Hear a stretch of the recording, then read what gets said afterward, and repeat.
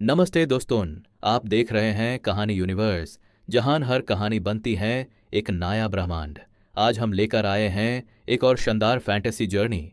तो तैयार हो जाइए, क्योंकि अब शुरू होती है आपकी कहानियों की असली यूनिवर्स।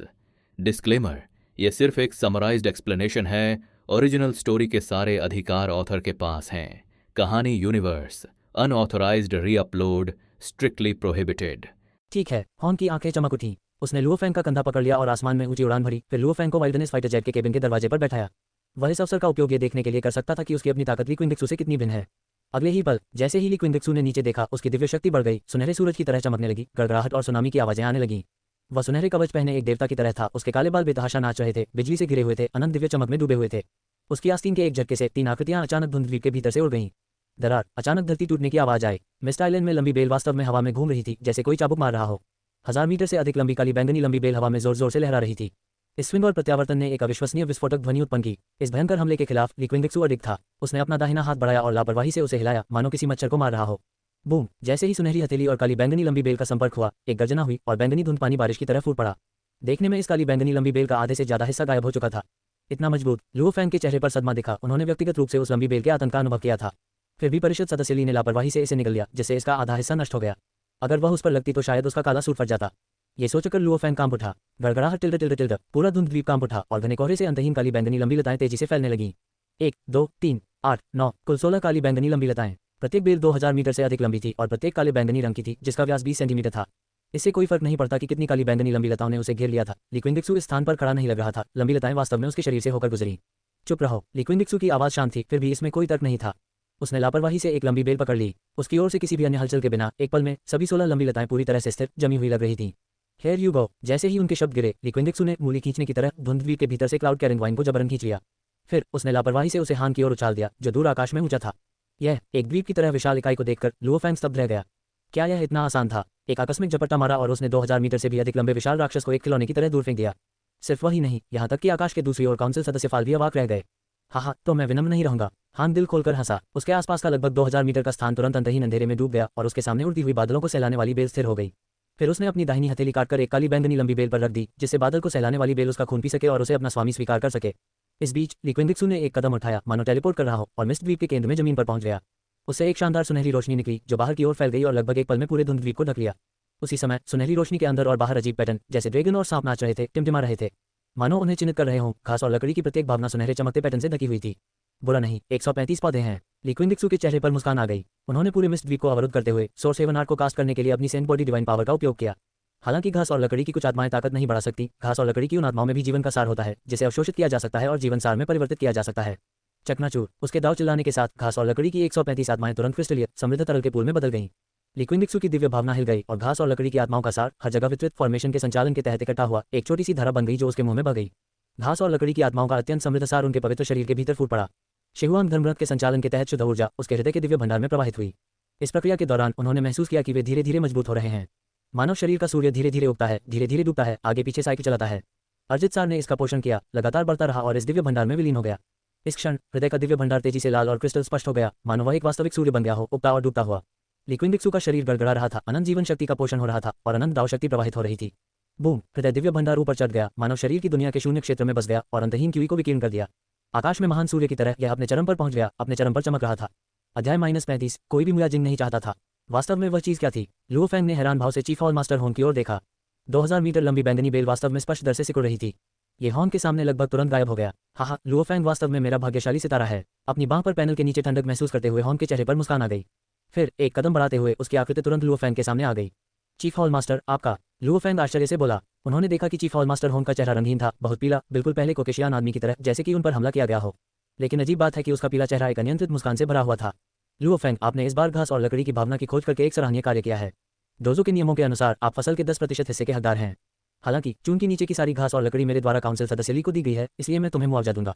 हान ने मुंह के कोने पर मुस्कान के साथ कहा। मुआवजा भी है? लुओफेंग की आंखें तुरंत चमक उठीं। उसने पहले सोचा था कि एक बार जब डोजो के कर्मचारी नीचे की सारी घास और लकड़ी इकट्ठा कर लेंगे तो उसका 10% हिस्सा एक बड़ी रकम होगी। लेकिन ये देखने के बाद कि काउंसिल मेंबर ली की ठंडी खर्राटे के कारण काउंसिल मेंबर फाल को खून थूकना पड़ा, उसके दिमाग में तुरंत एक विचार आया। नीचे की घास और लकड़ी की आत्मा का उससे कोई लेना देना नहीं था, लेकिन उन्हें उम्मीद नहीं थी कि चीफ हॉल मास्टर होन मुआवजे की पेशकश करेंगे। फिर मुख्य हॉल मास्टर, घास और लकड़ी की मेरी भावना के बारे में क्या? लुओ फेंग ने अपने पीछे बैकपैक पर नजर डाली और पूछा, हाँ, जो कुछ तुमने काटा है वह स्वाभाविक रूप से तुम्हारा है। तुम छोटे साथी यह नहीं सोचोगे कि मैं तुम्हें इसे सौंप दूंगा, है ना? हॉर्न ने अपना सिर हिलाया, उसका स्वर कुछ मनोरंजक था। हे, लुओ फेंग ने मूर्खतापूर्वक हंसते हुए कहा, चलो मैं तुम्हें पहले वापस ले जाऊंगा, मेरे पास वहाँ कुछ अच्छी चीजें हैं, तुम मुआवजे के तौर पर उनमें से 2 ले सकते हो। हॉर्न ने कहा। मुख्य हॉल मास्टर को ये कहते हुए सुनकर लुओ फेंग की अभिव्यक्ति तुरंत बदल गई। दुनिया के सबसे ताकतवर व्यक्ति डोजो ऑफ लिमिट्स के चीफ हॉल मास्टर हॉर्न की वस्तुओं को पैसे से नहीं मापा जा सकता है। लेकिन क्या हम परिषद सदस्य ली की प्रतीक्षा नहीं कर रहे हैं? लुओ फेंग ने नीचे धुंधले द्वीप से निकलने वाली सुनहरी रोशनी को देखा और पूछा। उसे घास और लकड़ी की भावना को अवशोषित करने के बाद कुछ समय के लिए एकांत में जाना चाहिए, शायद कम से कम 2 या 3 महीने। क्या आप यहीं रुकना और उसके साथ इंतजार करना चाहते हैं? हॉर्न ने उसकी ओर देखा और फाइटर जेट में चला गया। ओह नहीं, मुझे ऐसा नहीं लगता। लुओ फेंग अवाक था, प्रतीक्षा करने का प्रश्न ही नहीं उठता था। उसके बैग में घास और लकड़ी की 13 आत्माएं उसके उपभोग की प्रतीक्षा कर रही थी। प्राइमरियल विजडम फाइटर जेट आसमान से होकर लिमिट मार्शल आर्ट्स हॉल मुख्यालय की ओर उड़ रहा था। आकाश के दूसरी ओर काउंसिल सदस्य फाल भी जल्दी से चले गए। इस यात्रा से उन्हें कुछ भी हासिल नहीं हुआ, इसके बजाय उसे ठंडी खर्राटे से अस्थिर क्यूई के साथ छोड़ दिया गया था। उन्हें बहुत बड़ा नुकसान हुआ था। धुंध भरे द्वीप में एक सुनहरी रोशनी ने जमीन को अवरुद्ध कर दिया। लिक्विंडिक्सू अपनी आंखें बंद करके क्रॉस लेग बैठ गया और घास और लकड़ी की भावना के 135 डंठल को अवशोषित कर लिया। वह स्पष्ट रूप से महसूस कर सकता था कि उसने पहले ही दाव महल के पहले दायरे में सफलता हासिल कर ली है। हृदय दिव्य भंडार पूर्णता में प्रवेश करते हुए अपने चरम पर पहुंच गया था। प्राचीन उजाड़ पवित्र शरीर के रूप में दाव पैलेस गुप्त क्षेत्र देवताओं की खेती नहीं करता है, बल्कि मुख्य शरीर को अवशोषित और मजबूत करता है। हृदय का दिव्य भंडार मुख्य शरीर को मजबूत करते हुए स्वर्गीय सूर्य में बदल जाता है।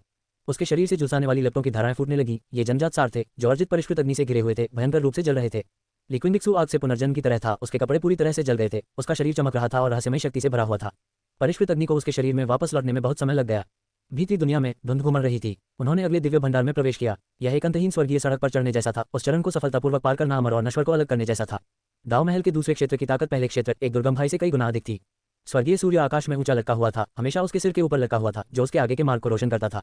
जल्द ही लिक्विंडिक्सू को एक अतुलनीय तेजाबा महसूस हुई।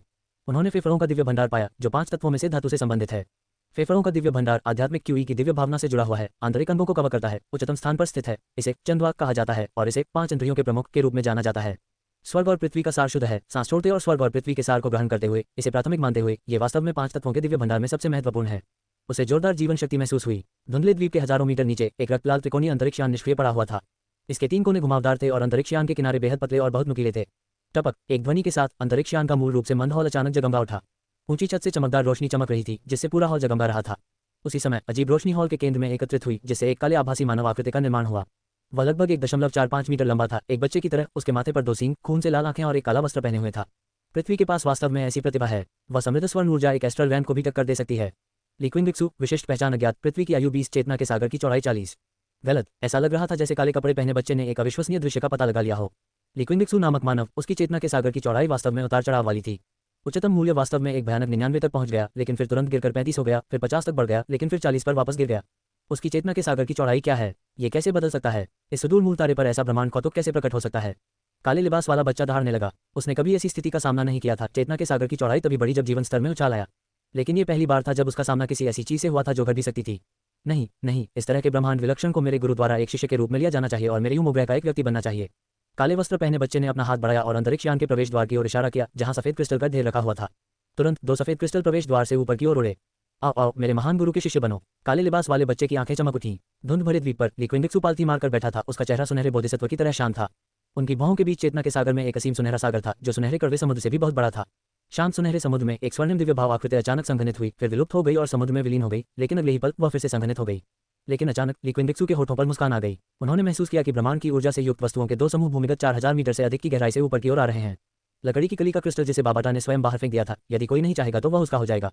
फिर लिक्विंडिक्सू एक नए सफेद वस्त्र में बदल गया और उसकी आकृति उसके सामने झील में गायब हो गई।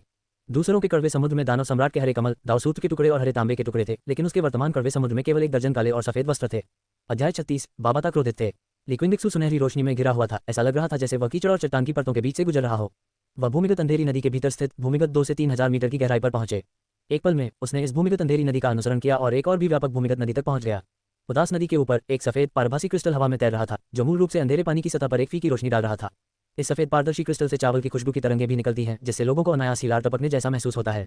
इसके साथ ही बड़ी संख्या में जलीय राक्षस यहाँ एकत्र हो गए, जो सफेद क्रिस्टल को ध्यान से देख रहे थे।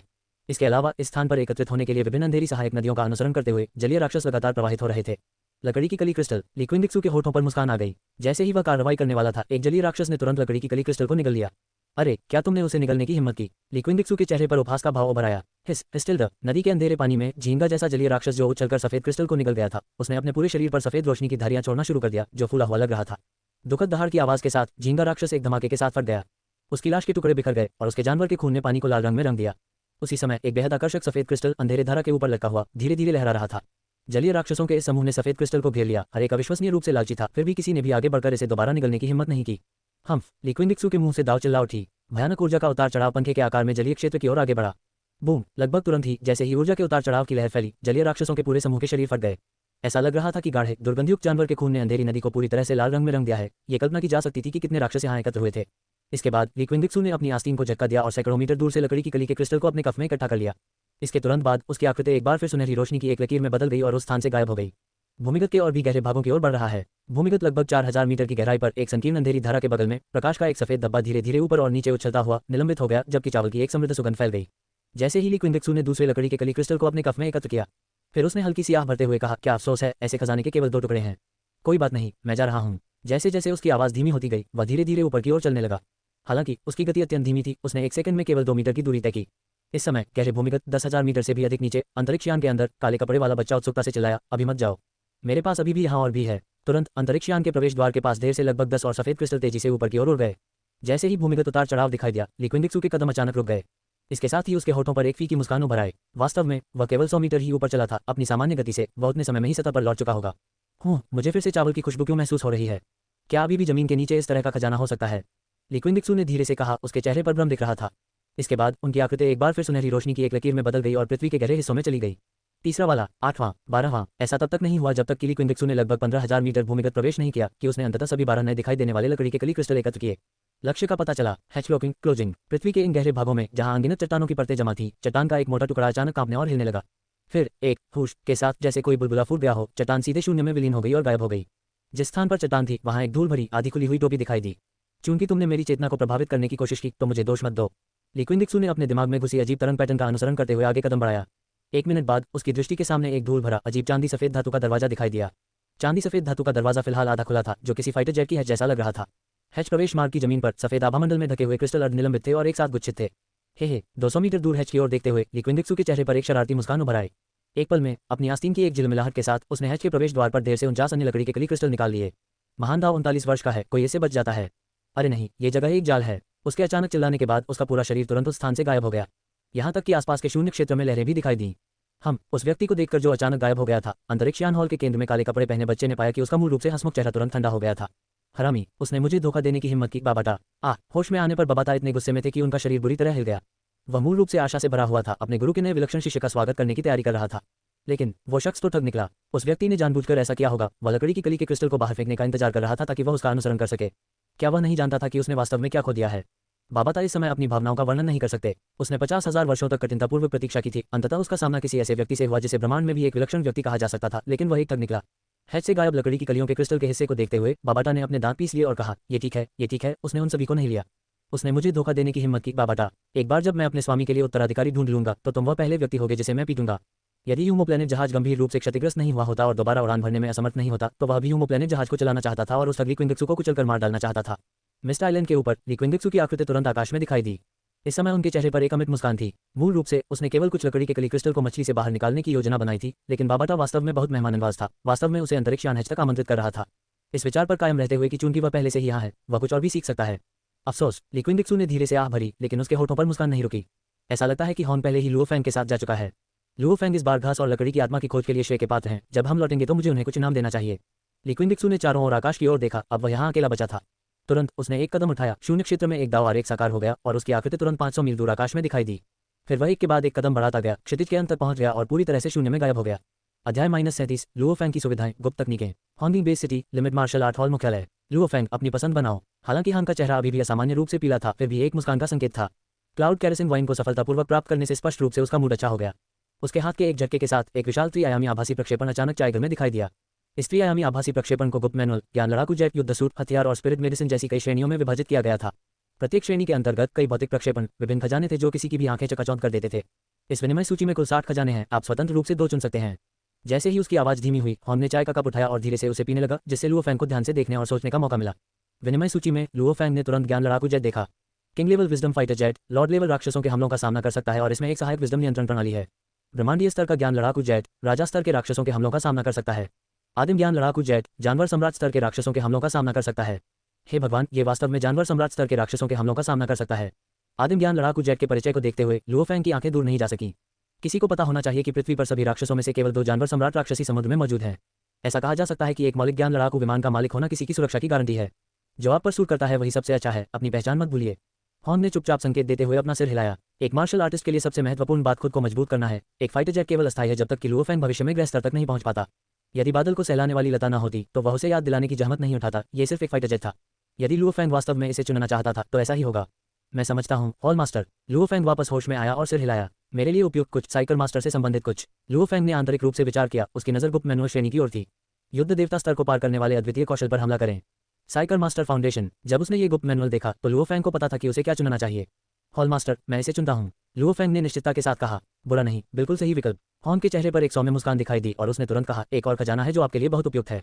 कौन सा? लुओ फैंग पूछने के अलावा कुछ नहीं कर सका। यदि आप इसे चुनते हैं तो अपने आप को भाग्यशाली समझें। यदि नहीं तो ऐसा ही होगा। हॉर्न ने चुपचाप चाय की चुस्की ली और कोई और संकेत नहीं दिया। लुओ फैंग ने विनिमय सूची को खाली दृष्टि से देखा। इतने सारे खजानों के साथ कौन जानता था कि कौन सा उसके लिए उपयुक्त था। खजाना, कुछ ऐसा जिसे हॉर्न अलग करने में इतना अनिच्छुक था, यहाँ तक कि इसके बारे में बहुत अधिक संकेत देने को भी तैयार नहीं था। वह बहुत मूल्यवान होगा। हाँ, ये बहुत मूल्यवान होगा। लुओ फैंग की आंखें थोड़ी चमक उठी। वह पहले से ही जानता था कि खोज कैसे करनी है। विजडम फाइटर जेट श्रेणी में प्राइमेरियल विजडम फाइटर जेट को पहला स्थान दिया गया। गुप्त नियमावली श्रेणी में पहला एक अद्वितीय कौशल था जिसका अभ्यास केवल युद्ध के देवता से आगे निकलने वाले लोग ही कर सकते थे, फीनिक्स सॉअरिंग स्ट्राइक। दूसरा भी एक अनोखा कौशल था जो युद्ध के देवता लाइटनिंग फ्लैश से भी आगे निकल गया। जिस साइकिल मास्टर फाउंडेशन को उन्होंने अभी चुना था उसे सीक्रेट मैनुअल श्रेणी में अंतिम स्थान दिया गया था। मेरी वर्तमान ताकत के साथ वे अद्वितीय कौशल मेरे लिए सबसे महत्वपूर्ण नहीं होने चाहिए। लुओ फैंग की नज़र ने तुरंत प्रत्येक श्रेणी की वस्तुओं को स्कैन किया। अंत में यह हथियार श्रेणी के एक हथियार स्काई फ्लेइंग शटल नामक हथियार पर रुका। तो क्या ये स्काई फ्लेइंग शटल है? लुओ फैंग ने स्काई फ्लेइंग शटल का परिचय ध्यान से पढ़ा। परिचय बहुत ही विरल था, बस एक साधारण वर्णन था। स्काई फ्लेइंग शटल एक मानसिक हथियार जो एक मनोचिकित्सक मास्टर द्वारा नियंत्रण के लिए उपयुक्त है, जो मानसिक शक्ति को संरक्षित करता है। हॉल मास्टर, आखिरी आइटम के लिए मैं इसे चुनता हूँ, लुओ फैंग ने बिना किसी हिचकिचाहट के कहा। कौन सा? लुओ फैंग पूछने के अलावा कुछ नहीं कर सका। आपने वास्तव में इसे चुना है? हॉर्न ने आश्चर्य का संकेत दिखाया, फिर मुस्कुराते हुए कहा, ऐसा लगता है कि आपका वास्तव में स्काई फ्लेइंग शटल के साथ संबंध है। स्काई फ्लेइंग शटल का वास्तविक मूल्य एक आदिम लड़ाकू जेट से कहीं अधिक है। जब आप एक दिन एक ऐसा अस्तित्व बन जाएंगे जो युद्ध के देवता से भी आगे निकल जाएगा तो इसकी शक्ति और भी अधिक स्पष्ट हो जाएगी। हालांकि अब भी यह आपके लिए सबसे अच्छा हथियार है। हॉर्न ने स्काई फ्लेइंग शटल को सूची में जोड़ा था क्योंकि उसने क्लाउड कैरेसिन वाइन प्राप्त की थी और ली क्विंडिक्सू ने मिस्र द्वीप से घास और लकड़ी की सारी भावना ली थी। धन्यवाद हॉल मास्टर। लुओ फैंग ने तुरंत उसे धन्यवाद दिया, ये जानते हुए कि इस बार उसने बहुत बड़ा लाभ कमाया है। किसी को पता होना चाहिए कि एक आदिम ज्ञान लड़ाकू जेट भी राजा स्तर के राक्षसों के हमलों का सामना कर सकता था और यह स्काई फ्लेइंग शटल उससे कहीं अधिक कीमती था। हान के हाथ के एक झटके के साथ चायगर में त्रिआयामी आभासी प्रक्षेपण गायब हो गया। हॉल मास्टर, लुओ फैंग ने आदरपूर्वक पूछा, मैं उस सहस्राब्दी काले कौवे की जड़ के बारे में पूछना चाहता हूँ। कहा जाता है कि इसे 3 किलोग्राम औषधीय शराब में डुबोया जाता है। क्या इस औषधीय शराब को कई सामान्य लोगों के साथ साझा करना ठीक है? वे मार्शल आर्टिस्ट नहीं है तो क्या उनकी खुराक और भी कम होनी चाहिए? हॉर्न ने ये कहने से पहले लुओ फैंग को गहराई से देखा। इसे कई लोगों के साथ साझा करना ठीक है। ये सिर्फ इतना है कि प्रत्येक व्यक्ति का सुधार थोड़ा छोटा होगा। जहां तक सामान्य लोगों की बात है वे प्रतिदिन 100 मिलीग्राम ले सकते हैं, कोई समस्या नहीं है। ये सुनकर लुओ फैंग गुप्त रूप से प्रसन्न हुआ। क्या इससे कोई फर्क पड़ता है कि औषधीय शराब के लिए किस प्रकार की शराब का उपयोग किया जाता है? कोई फर्क नहीं, अगर आप इसे पानी में डुबा भी दे तो भी ठीक है, हॉर्न ने फिर कहा, और पूछने की जरूरत नहीं है। मैं बाद में किसी को घास और लकड़ी की भावना के लिए विस्तृत उपयोग निर्देश भेजने के लिए कहूंगा। लुओ फैंग ने सिर हिलाया। पूरा चाय घर फिर से शांत हो गया और हॉर्न की नजर लुओ फैंग पर पड़ी। हॉर्न द्वारा घूरे जाने पर लुओ फैंग को ऐसा लगा जैसे उसके पास कोई रहस्य नहीं है। वह नजर किसी की आत्मा में प्रवेश करने में सक्षम लग रही थी। हॉर्न ने ठंडे स्वर में कहा, लुओ फैंग, आपकी वर्तमान ताकत युद्ध देवताओं के बीच चरम पर पहुंच गई है। एलिट ट्रेनिंग कैंप में रहने की कोई जरूरत नहीं है। हाँ, लुओ फैंग ने सिर हिलाया। मैं तुम्हें 2 रास्ते बताऊंगा। 1, हॉर्नबिंग बेस सिटी में तैनात रहें और काउंसिल सदस्य ली की तरह विशेष ऑपरेशन टीम में शामिल हों। 2, निरीक्षक के रूप में सेवा करने के लिए अन्य बेस शहरों में भेजा जाए। हान की आवाज शांत थी और वह चुपचाप लुओ फैंग को देखता रहा। तैनात रहो, भेजा जाए। लुओ फैंग स्तब्ध था, आंतरिक रूप से सोच रहा था कि एक बार चुनने के बाद वह लंबे समय तक एक निश्चित स्थान पर रह सकता है। मुझे जियांगन बेस सिटी लौटने और जियांगन बेस सिटी में एक निरीक्षक के रूप में काम करने की उम्मीद है, लुओ फैंग ने सम्मानपूर्वक कहा। जियांगन बेस सिटी, हॉर्न ने सिर हिलाया। ठीक है, जियांगन बेस सिटी का वर्तमान निरीक्षक स्थानीय नहीं है। डोजो ऑफ लिमिट्स नियमों के अनुसार आपको चुनने की प्राथमिकता है। दरअसल इंस्पेक्टर का पद बहुत ताकतवर होता है। बेस सिटी में डोजो ऑफ लिमिट्स के सभी सदस्यों में इंस्पेक्टर शीर्ष नेता होता है। ओह, तुम दोनों अभी भी बातें कर रहे हो। जैसे ही चाय घर का दरवाजा अपने आप खुला, तुरंत एक आवाज आई। ली क्विंडिक्सू ने चेहरे पर मुस्कान के साथ प्रवेश किया। आप पहले ही एकांत से बाहर आ गए हैं। नमस्कार, परिषद सदस्य ली। हॉर्न और लुओ फैंग ने एक साथ बात की। हम मिस्ट आइलैंड पर मुझे थोड़ा लाभ हुआ। मैं जल्द ही खेती करने के लिए एकांत में जाऊंगा। ली क्विंडिक्सू ने सिर हिलाया और खाली सीट पर बैठ गए। फिर उसने लुओ फैंग की ओर देखा और कहा, लुओ फैंग, हालांकि मेरे पास वे खजाने नहीं हैं जो हॉर्न के पास हैं, मेरे पास कुछ गुप्त मैनुअल हैं। आप अपने लिए एक चुन सकते हैं। ओह, ये सुनकर लुओ फैंग के बोलने से पहले ही हॉर्न, जो उसके बगल में था, की आंखों में पहले से ही चमक आ गई थी। काउंसिल सदस्य ली, हॉल मास्टर ने पहले ही मुझे 2 खजानों से मुआवजा दे दिया है और अधिक मांगने के लिए। लुओ फैंग के शब्दों को हॉर्न ने छोटा कर दिया, जिन्होंने बीच में कहा, लुओ फैंग, मैं आपको सलाह देता हूं कि आप मना न करें। उनके गुप्त मैनुअल की तुलना में आपने जो स्काई फ्लेइंग शटल चुना है वो सड़क के किनारे के कंकड़ की तरह है। तुरंत लुओ फैंग की अभिव्यक्ति नाटकीय रूप से बदल गई। उसका चेहरा अविश्वास से भर गया। स्काई फ्लेइंग शटल, जो कि कॉस्मिक स्तर के ज्ञान लड़ाकू जेट से भी अधिक मूल्यवान था, वास्तव में हॉर्न द्वारा सड़क के किनारे के कंकड़ के रूप में संदर्भित किया गया था। अध्याय 38, 9 रहस्यों में से एक का चयन करें। काउंसिल सदस्य ली, क्या मैं चुन सकता हूं कि मुझे क्या चाहिए? लुओ फेंग ने बेशर्मी से पूछा। मूल रूप से वह मना करने वाला था, लेकिन हॉर्न ने जो कहा उसके बाद उसके पास मना करने का कोई विचार नहीं था। वास्तव में वह गुप्त रूप से खुश था कि डोजो के प्रमुख ने उसे रोक दिया था, अन्यथा उसके लिए बोलना मुश्किल हो जाता। आप बहुत अच्छा सोच रहे हैं, है ना? ली क्विंगडिक्सू ने लुओ फेंग पर नजर डाली। उसने वास्तव में ऐसा कहने का साहस किया। हे, मैं कुछ नहीं जानता, तो मुझे कैसे चुनना चाहिए? लुओ फेंग ने अपना सिर खुजलाया। Jing character secret, Ji character secret, Du character secret, जे character secret, Bing character secret. 5 सर्वोच्च गुप्त कलाएं, प्रत्येक का अपना अनूठा प्रभाव। ली क्विंगडिक्सू ने शांत स्वर में कहा। उन्होंने 9 रहस्यों में से केवल ये 5 ही एकत्र किए थे। जहां तक लिन, शू, जू और कियान के रहस्यों की बात है, उसने उन्हें अपने पिछले जीवन में भी नहीं पाया था। हालांकि वह दैवीय प्रतिबंध डोमेन की स्थिति को छू सकता था। ओह, लुओ फेंग थोड़ा स्तब्ध था। उन्होंने कहा कि इन 4 रहस्यों में से प्रत्येक का अनोखा प्रभाव था, लेकिन वे प्रभाव क्या थे? डोजो के खजाने के प्रमुख की तुलना में इसे चुनना और भी कठिन था। डोजो के प्रमुख के पास कम से कम भौतिक चित्र और विवरण थे, लेकिन परिषद सदस्य ली के पास कुछ भी नहीं था, तो उन्हें क्या करना चाहिए? जिंग कैरेक्टर सीक्रेट गति के बारे में होना चाहिए, ठीक है। बिंग को हथियारों का संदर्भ देना चाहिए। डू, लड़ाई, लेकिन बाकी 2 के बारे में क्या? लुओ फेंग को ऐसा महसूस हुआ जैसे उसका मस्तिष्क धूम्रपान करने जा रहा था। केवल नाम सुनकर विशिष्ट प्रभावों का अनुमान लगाना बहुत कठिन था। हॉर्न, जो उसके बगल में था, ने अपना चाय का कप उठाया और गहराई से सोचते हुए चुपचाप एक घूंट पी लिया। सर्वोच्च दाव आरेख जो ली क्विंगडिक्सू ने उसे पहले दिया था, वह जिंग कैरेक्टर सीक्रेट होना चाहिए। इतनी गहन और गूढ़ परम गुप्त कला, और वास्तव में 4 और भी थीं। ऐसा लगता था कि ली क्विंगडिक्सू ने जो ब्रह्मांड की विरासत की शक्ति प्राप्त की थी, वह उसकी कल्पना से भी अधिक भयानक थी। लुओ फेंग को अपने कान और गाल खुजलाते हुए देखकर ली क्विंगडिक्सू के होठों पर मुस्कान आ गई, और उसके होठों पर मुस्कुराहट स्वाभाविक रूप से लुओ फेंग और हॉर्न की नजरों से बच नहीं पाए। हॉर्न ने बेबसी से अपना सिर हिलाया। लुओ फेंग ने कड़वी मुस्कान के साथ कहा, काउंसिल सदस्य ली, मैं वास्तव में अनुमान नहीं लगा सकता। बस मुझे कुछ संकेत दें। कोई बात नहीं। ली क्विंगडिक्सू ने अपना चाय का कप नीचे रखा और गंभीरता से लुओ फेंग को 5 गुप्त कलाओं की सरल व्याख्या दी। जिंग कैरेक्टर सीक्रेट, अत्यधिक गति, समय को रोकने और शून्य क्षेत्र को पार करने में सक्षम। इसे चरम तक पहुंचाने से व्यक्ति को टाइम लॉ डोमेन में कदम रखने की अनुमति मिलती है। जी कैरेक्टर सीक्रेट, युद्ध शक्ति को 10 गुना बढ़ा सकता है बिना किसी दुष्प्रभाव के, लेकिन ट्रिगर का मौका यादृच्छिक है। जे चरित्र रहस्य, चोटों को तुरंत ठीक कर सकता है, रक्त की एक बूंद से पुनर्जन्म। इसे शिखर तक विकसित करना व्यक्ति को लगभग अमर और अविनाशी बना देता है। डू कैरेक्टर सीक्रेट, सभी आक्रामक तकनीकों को विकसित कर सकता है, दूसरों के हमलों का अनुकरण कर सकता है और उन्हें अंतिम युद्ध पद्धति में अनुकूलित कर सकता है, जिसे दुनिया में सबसे महत्वपूर्ण आक्रामक कला के रूप में जाना जाता है। बिंग कैरेक्टर सीक्रेट, दुनिया के सभी हथियारों को नियंत्रित कर सकता है और यहाँ तक कि जीवित प्राणियों को भी जबरन नियंत्रित कर सकता है। उनकी आवाज़ शांत और गहरी थी, मानो ये 10,000 साल पहले या शायद 10,000 साल भविष्य में आए हो। लेकिन लुओ फेंग और हॉर्न के कानों में ऐसा लग रहा था जैसे कोई सर्वोच्च देवता उनके दिमाग में फुसफुसा रहा हो। एक लंबे समय के बाद, समय कानून डोमेन, हॉर्न ने अविश्वास की अभिव्यक्ति के साथ ली क्विंगडिक्सू को देखा। इन वर्षों में उन्होंने पृथ्वी पर कई विदेशी सभ्यता के खंडहरों का पता लगाया था, जिनमें से कुछ में ब्रह्मांड का सरल विवरण शामिल था। उदाहरण के लिए, ग्रह स्तर के बाद साधना का अगला क्षेत्र सूक्ष्म रैंक था। जहां तक उच्च स्तरीय क्षेत्रों की बात है, खंडहरों में मौजूद जानकारी में केवल अत्यंत संक्षिप्त विवरण थे, जो बताते थे कि किसी को कानूनों को समझने की आवश्यकता है। लेकिन अब एक सर्वोच्च गुप्त कला में वास्तव में टाइम लॉ डोमेन शामिल है। और सबसे महत्वपूर्ण बात यह थी कि उसने जिंग कैरेक्टर सीक्रेट को समझ लिया था। कोई आश्चर्य नहीं, कोई आश्चर्य नहीं। हान बुदबुदाया, तो उस दाव आरेख में लॉ डोमेन शामिल था, इसमें कोई आश्चर्य नहीं कि यह इतना गहरा और समझने में कठिन था।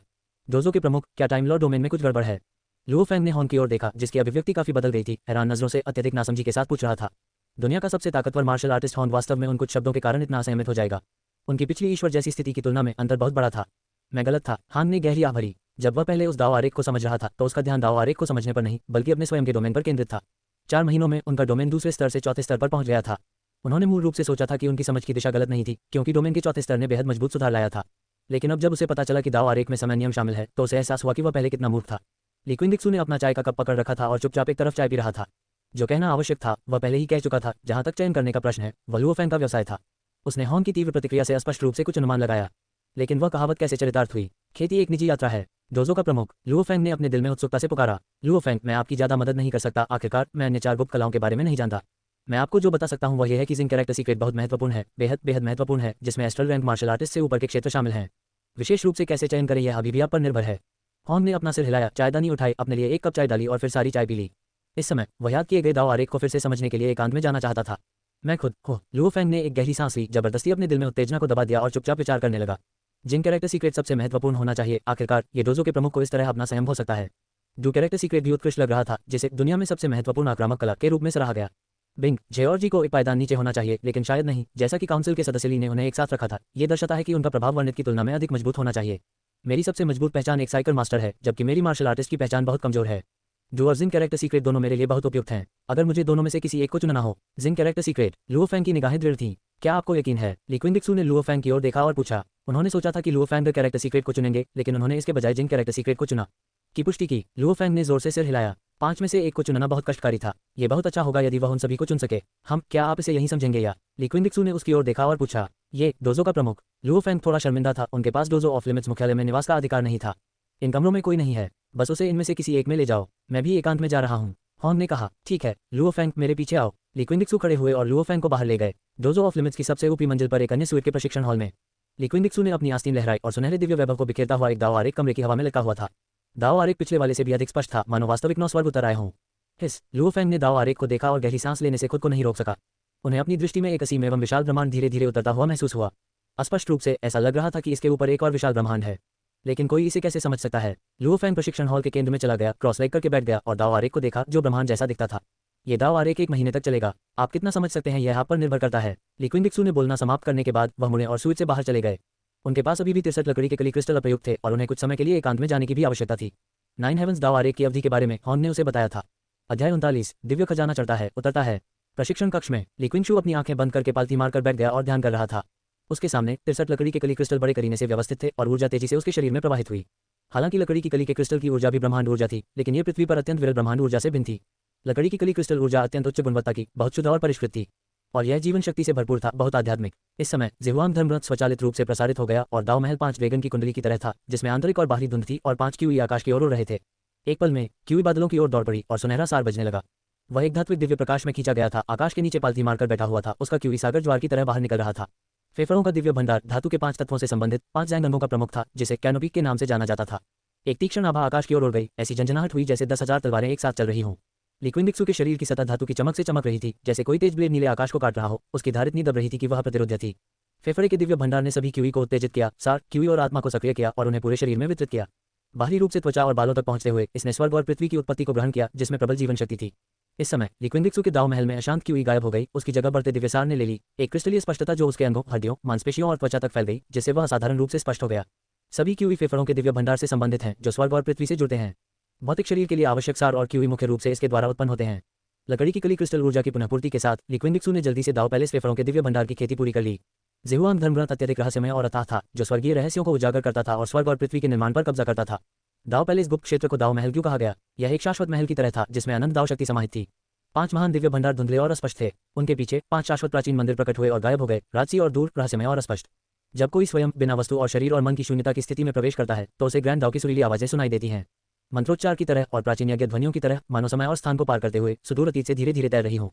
दाव महल स्वर्ग के समान था, जिसने 5 महलों को जन्म दिया। यद्यपि अस्पष्ट और अस्पष्ट, इसके अस्तित्व को समझा जा सकता है।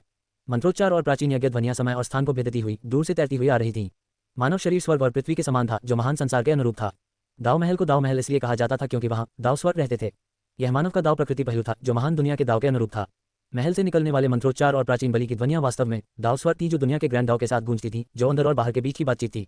अधिक सटीक रूप से ये दाव के निशानों को पकड़ने और ग्रैंड दाव के अंतिम सत्य को समझने के बारे में था। दाव स्वर्ग की वास्तविक प्रकृति बाहरी रूप से प्रकट नहीं हुई थी, इसे 5 क्यूई के भीतर पोषित किया गया था, जो चुपचाप स्वर्ग और पृथ्वी के ग्रैंड दाव को हिला रहा था। दाव महल ने 5 तत्वों को विकसित किया और 5 तत्व सूक्ष्म रूप से स्वर्ग और पृथ्वी के अंतिम सत्य के अनुरूप थे। इसका मतलब यह था कि मेरा दाव प्रकृति पहलू ग्रैंड दाव को समझ रहा था, दीर्घायु के अंतिम सत्य को समझ रहा था और जीवन के स्वामी का पोषण कर रहा था। यह मंत्रोच्चार या प्राचीन बलि ध्वनियां नहीं थी, बल्कि मैं दाव को समझ रहा था। पूरे 3 महीने तक लिक्विंडिक्सू एक अलौकिक अवस्था में डूबा रहा और उसके शरीर में चमत्कारी परिवर्तन हुए। जिह्वांग शास्त्र अतुलनीय रूप से गहन था, स्वचालित रूप से संचालित होता था। दाव महल के भीतर ऐसा लग रहा था मानो मंत्रोच्चार और प्राचीन यज्ञ ध्वनियां समय और स्थान को भेद कर दूर से तैर रही हों। उसी समय सुनहरे कड़वे समुद्र में उतार चढ़ाव आया और कड़वे समुद्र में उगने वाले हरे कमल की दृष्टि धुंध में डूबी हुई उभरी, जबकि दाव शास्त्र भी अपने आप प्रसारित हुआ। इस समय गहन विधियां समानांतर, सामंजस्यपूर्ण और प्राकृतिक रूप से चलती थीं। पहियों का सागर और दाव महल स्पंदित हो रहे थे, दैवीय शक्ति ऊपर और नीचे घूम रही थी, मानो स्वर्ग और पृथ्वी जुड़े हुए थे और प्रारंभिक अराजकता एक थी। लिक्विंडिक्सू दाव की तरह अलौकिक था, जमीन पर क्रॉस लेग बैठा था, फिर भी ऐसा लग रहा था जैसे वह बादलों में था, अतिक्रमण की भावना के साथ। यह एक अद्भुत गहन क्षेत्र था, साधना की समझ और समझ। पहियों का सागर और दाव महल एक स्वर में गूंजते रहे, निर्बाध रूप से मिश्रित होते रहे, जिससे उनकी दाव शक्ति अनंत हो गई। ये भी एक बपतिस्मा था। उनका भौतिक शरीर क्रिस्टल की रोशनी से चमक रहा था, उनकी आत्मा पूर्ण थी, उनका शरीर और मन संयमित और उन्नत थे, जिससे उनका मूल क्षेत्र पूर्णता में आ गया। वह अभी भी दाव महल के तीसरे स्वर्ग क्षेत्र में था, लेकिन अब वह पूरी तरह से अलग था। पहियों का सागर और दाव महल एक साथ धड़क रहे थे और उसने दाव के निशानों को पकड़ लिया था। पहियों का सागर और दाव महल एक स्वर में गूंजते रहे। दाव धर्मरथ और शिवांग धर्मरथ समानांतर, दो शरहित और परिपूर्ण, सामंजस्यपूर्ण रूप से एकीकृत हुए। इससे उसका शरीर और मन स्पष्ट और उज्ज्वल हो गया। हर भाव से ऐसा लग रहा था मानो वह ग्रैंड दाव को चला रहा हो। 99 दिन के बाद 2 सम्राट ग्रंथों का प्रसार बंद हो गया और 63 लकड़ी की कली क्रिस्टल पूरी तरह से अवशोषित हो गए थे। हालांकि पृथ्वी पर सर्वव्यापी ब्रह्मांड ऊर्जा एक ज्वार की लहर की तरह बढ़ी, जिसने प्रशिक्षण हॉल को पूरी तरह से घेर लिया जहां लिक्विंडिक्सू स्थित था। ये पूरे 3 दिन तक चला। लिक्विंडिक्सू अचानक खड़ा हो गया, उसकी आंखों से 2 ताइजी दिव्य रोशनी निकल रही थी। उसके काले बाल खुले थे और वह गर्व से खड़ा था। उसकी महत्वपूर्ण क्यूई नदी की तरह थी, उसका शरीर शक्तिशाली ताकत से भरा हुआ था। इस समय उसे लगा कि वह अपने शरीर के भीतर अटूट शक्ति रखते हुए एक मुक्के से पहाड़ को चकनाचूर कर सकता है। पूरे 102 दिनों की साधना के बाद अंततः उन्होंने दाव महल के तीसरे स्वर्ग क्षेत्र में प्रवेश किया और यकृत दिव्य भंडार की खेती की, जो लकड़ी के 5 तत्वों से संबंधित था। उन्होंने सबसे पहले हृदय दिव्य भंडार की खेती की, फिर फेफड़ों की दिव्य भंडार की और फिर यकृत दिव्य भंडार की, जो विपरीत 5 तत्वों की खेती कर रही थी। जब वह भविष्य में महान संत क्षेत्र में पहुंचे तो संत निकाय दाव पहले इस गुप्त क्षेत्र की खेती करने में विशेषज्ञ होंगे और फिर 5 तत्वों की खेती करेंगे। रिवर्स 5 एलिमेंट्स और शू 5 एलिमेंट्स यिन और यांग की तरह थे, ताइजी के प्रकाश और अंधेरे। जब दोनों चरम दायरे में पहुंच गए तो वे सहज 5 तत्वों में बदल गए और दाव महल एकीकृत हो गया, पूर्णता प्राप्त कर ली गई। पृथ्वी के वायुमंडल के बाहर तारे टिमटिमाते थे। हुश, ब्रह्मांड के तारों वाले आकाश में प्रकाश की एक सुनहरी रेखा लगभग प्रकाश की गति से सीधे पृथ्वी की ओर उड़ रही है। प्रकाश की यह सुनहरी किरण तेजी से वायुमंडल में प्रवेश कर पृथ्वी की ओर गिरी। प्रशांत महासागर के एक क्षेत्र में द्वीपों के एक समूह से लगभग कई सौ समुद्री मील दूर। हुश, प्रकाश की सुनहरी रेखा सीधे आकाश में फैल गई और समुद्र के पानी में गिर गई। अजीब बात यह है कि लगभग प्रकाश की गति से इसके उतरने से समुद्र की सतह पर कोई विशेष परिवर्तन नहीं हुआ। न केवल समुद्र में कोई बदलाव नहीं हुआ, बल्कि पूरी पृथ्वी पर किसी भी उपग्रह या निगरानी उपकरण ने प्रकाश की इस सुनहरी लकीर का पता नहीं लगाया। प्रशांत महासागर के गहरे समुद्र तल में 3000 मीटर से अधिक की गहराई पर प्रकाश की सुनहरी लकीर बिखर गई थी। केवल लगभग 12 मीटर व्यास वाला एक अंडाकार काला अंडा रह गया था। काले अंडे के छिलके को अजीबोगरीब सुनहरे पैटर्न से सजाया गया था। इस समय वहां एकदम सन्नाटा था। पृथ्वी पर विभिन्न देशों के उपग्रह और यहां तक कि प्राचीन सभ्यता के खंडहरों से विशेष निगरानी उपकरण भी पहले की तरह सामान्य रूप से काम करते रहे। किसी को भी इसके आगमन का पता नहीं चला। महान निर्वाण काल के बाद से समुद्र हमेशा राक्षसों का क्षेत्र रहा है। समुद्र का क्षेत्र भूमि क्षेत्र से बहुत बड़ा था और असीमित महासागर ने सभी प्रकार के राक्षसों को जन्म दिया। विशाल अंडाकार काला विशाल अंडा स्थिर और गतिहीन पड़ा हुआ था। इस समुद्री क्षेत्र में गिरने के लगभग 12 मिनट बाद नीले शिल्कों वाला 7 से 8 मीटर लंबा एक मछली जैसा राक्षस विशाल अंडे के बगल में तैर गया। मछली जैसा ये राक्षस धीरे धीरे तैरता रहा। उसने अपनी सरल बुद्धि से यह अनुमान लगा लिया कि उसके सामने जो विशाल अंडा है वह शायद पत्थर नहीं है। अचानक मछली जैसे राक्षस ने अपना बड़ा मुंह खोला। इसके दांत बड़े और नुकीले आरी की तरह 2 पंक्तियों में बटे हुए थे। इसने काले अंडे को जमकर काटा। दरार, मछली जैसे विशाल राक्षस ने दर्द से अपना सिर हिलाया। उसके अभी भी खुले मुंह से कई टूटे हुए दांत गिर गए। डर के मारे नीली शल्क वाली मछली जैसे राक्षस ने अपनी पूंछ हिलाई और तेजी से तैरकर दूर चला गया। काला विशाल अंडा समुद्र के तल पर स्थिर पड़ा रहा। इसके अंडे का छिलका रहस्यमय सुनहरे पैटर्न के साथ अभी भी गहरा काला था। उस मछली जैसे राक्षस के भयानक दंश का एक भी निशान नहीं रह गया था। अध्याय 40। लुओ फैंग मर गया। इंस्पेक्टर वांग, क्या आप मुझे किसी चीज के लिए ढूंढ रहे हैं? ली क्विंगडिक्सू ने दरवाजे के बाहर अधेड़ उम्र के आदमी को देखते हुए पूछा। हाँ, कुछ दुर्भाग्यपूर्ण हुआ है। हॉलमास्टर एकांत में है, इसलिए मैं आपके पास आया हूँ। अभिनय हॉलमास्टर। हैशनो प्राचीन सभ्यता खंडहर से समाचार इंगित करता है कि लुओ फैंग की मृत्यु हो गई होगी। इंस्पेक्टर वांग ने आह भरते हुए कहा। युद्ध के कुल 8 देवताओं ने इस बार डोजो ऑफ लिमिट से हैशनो प्राचीन सभ्यता खंडहर में प्रवेश किया और उनमें से 5 बाहर आ गए। इन 5 में से 2 सफल रहे, 3 अपंग हो गए और 3 अन्य सफल नहीं हो पाए। जो लोग खंडहरों से जीवित बाहर आने में विफल रहते हैं उन्हें आमतौर पर मृत मान लिया जाता है और लुओ फैंग उनमें से एक है। लुओ फैंग मर गया। ली क्विंगडिक्सू ने उसकी ओर देखा। अगर उसे ठीक से याद है तो उसने लुओ फैंग को एक काला गॉड सूट दिया था, तो उसे प्राचीन सभ्यता के खंडहर में प्रवेश करने की आवश्यकता क्यों होगी? अगर यह सच है तो उसने गलत उपहार दिया है। हाँ, क्या हमें लुओ फैंग के परिवार को उसकी मृत्यु के बारे में सूचित करना चाहिए? इंस्पेक्टर वांग ने पूछताछ की। इस बार जो 5 सामने आए उनमें सबसे तेज 3 दिन में ही सामने आ गया। नवीनतम 15वें दिन सामने आया। आमतौर पर अगर कोई 3 महीने के भीतर बाहर नहीं आता है तो उसे मृत मान लिया जाता है। अनुवाद सॉफ्टवेयर से पहले हैशनो प्राचीन सभ्यता के खंडहर में प्रवेश करने वाले गॉड ऑफ वॉर मार्शल कलाकार अधिकतम 7 महीने से अधिक समय तक फंसे रहे क्योंकि वे कुछ भी समझ या पढ़ नहीं सके।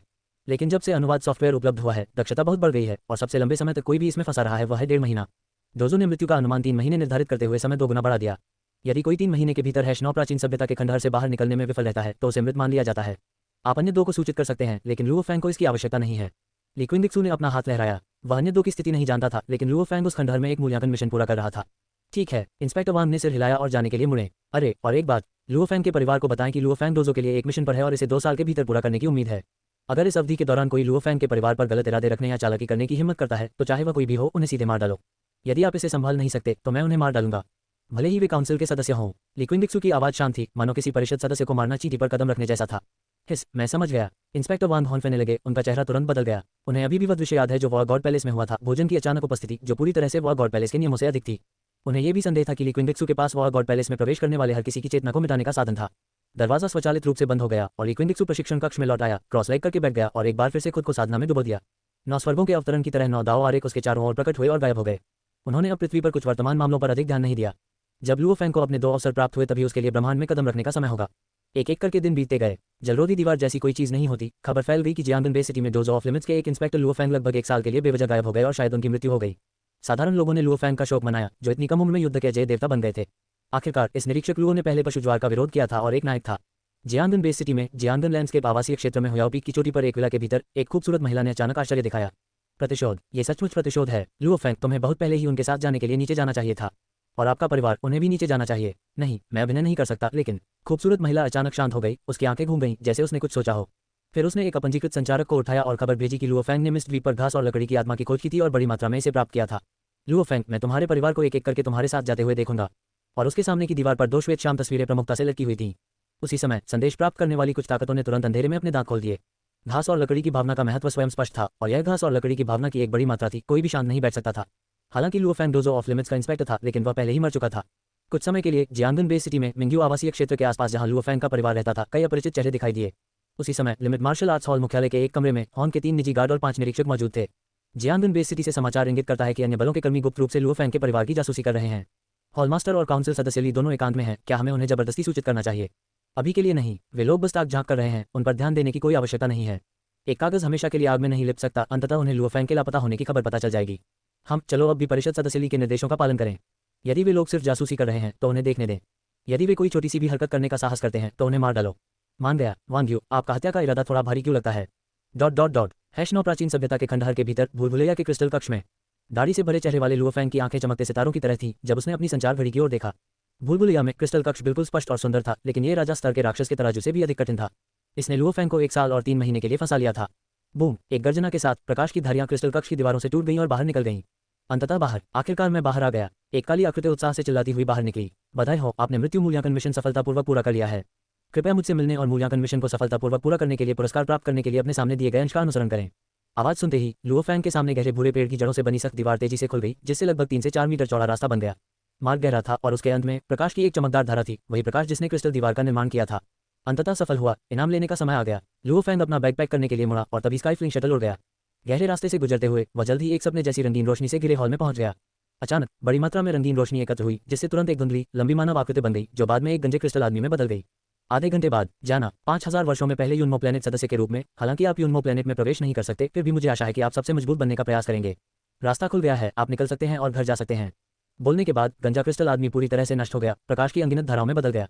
घर, लुओ फैंग का दिल हिल गया। #9 प्राचीन सभ्यता खंडहर के भूमिगत आधार में ये बेस पृथ्वी पर विभिन्न शक्तियों द्वारा संयुक्त रूप से बनाया गया था।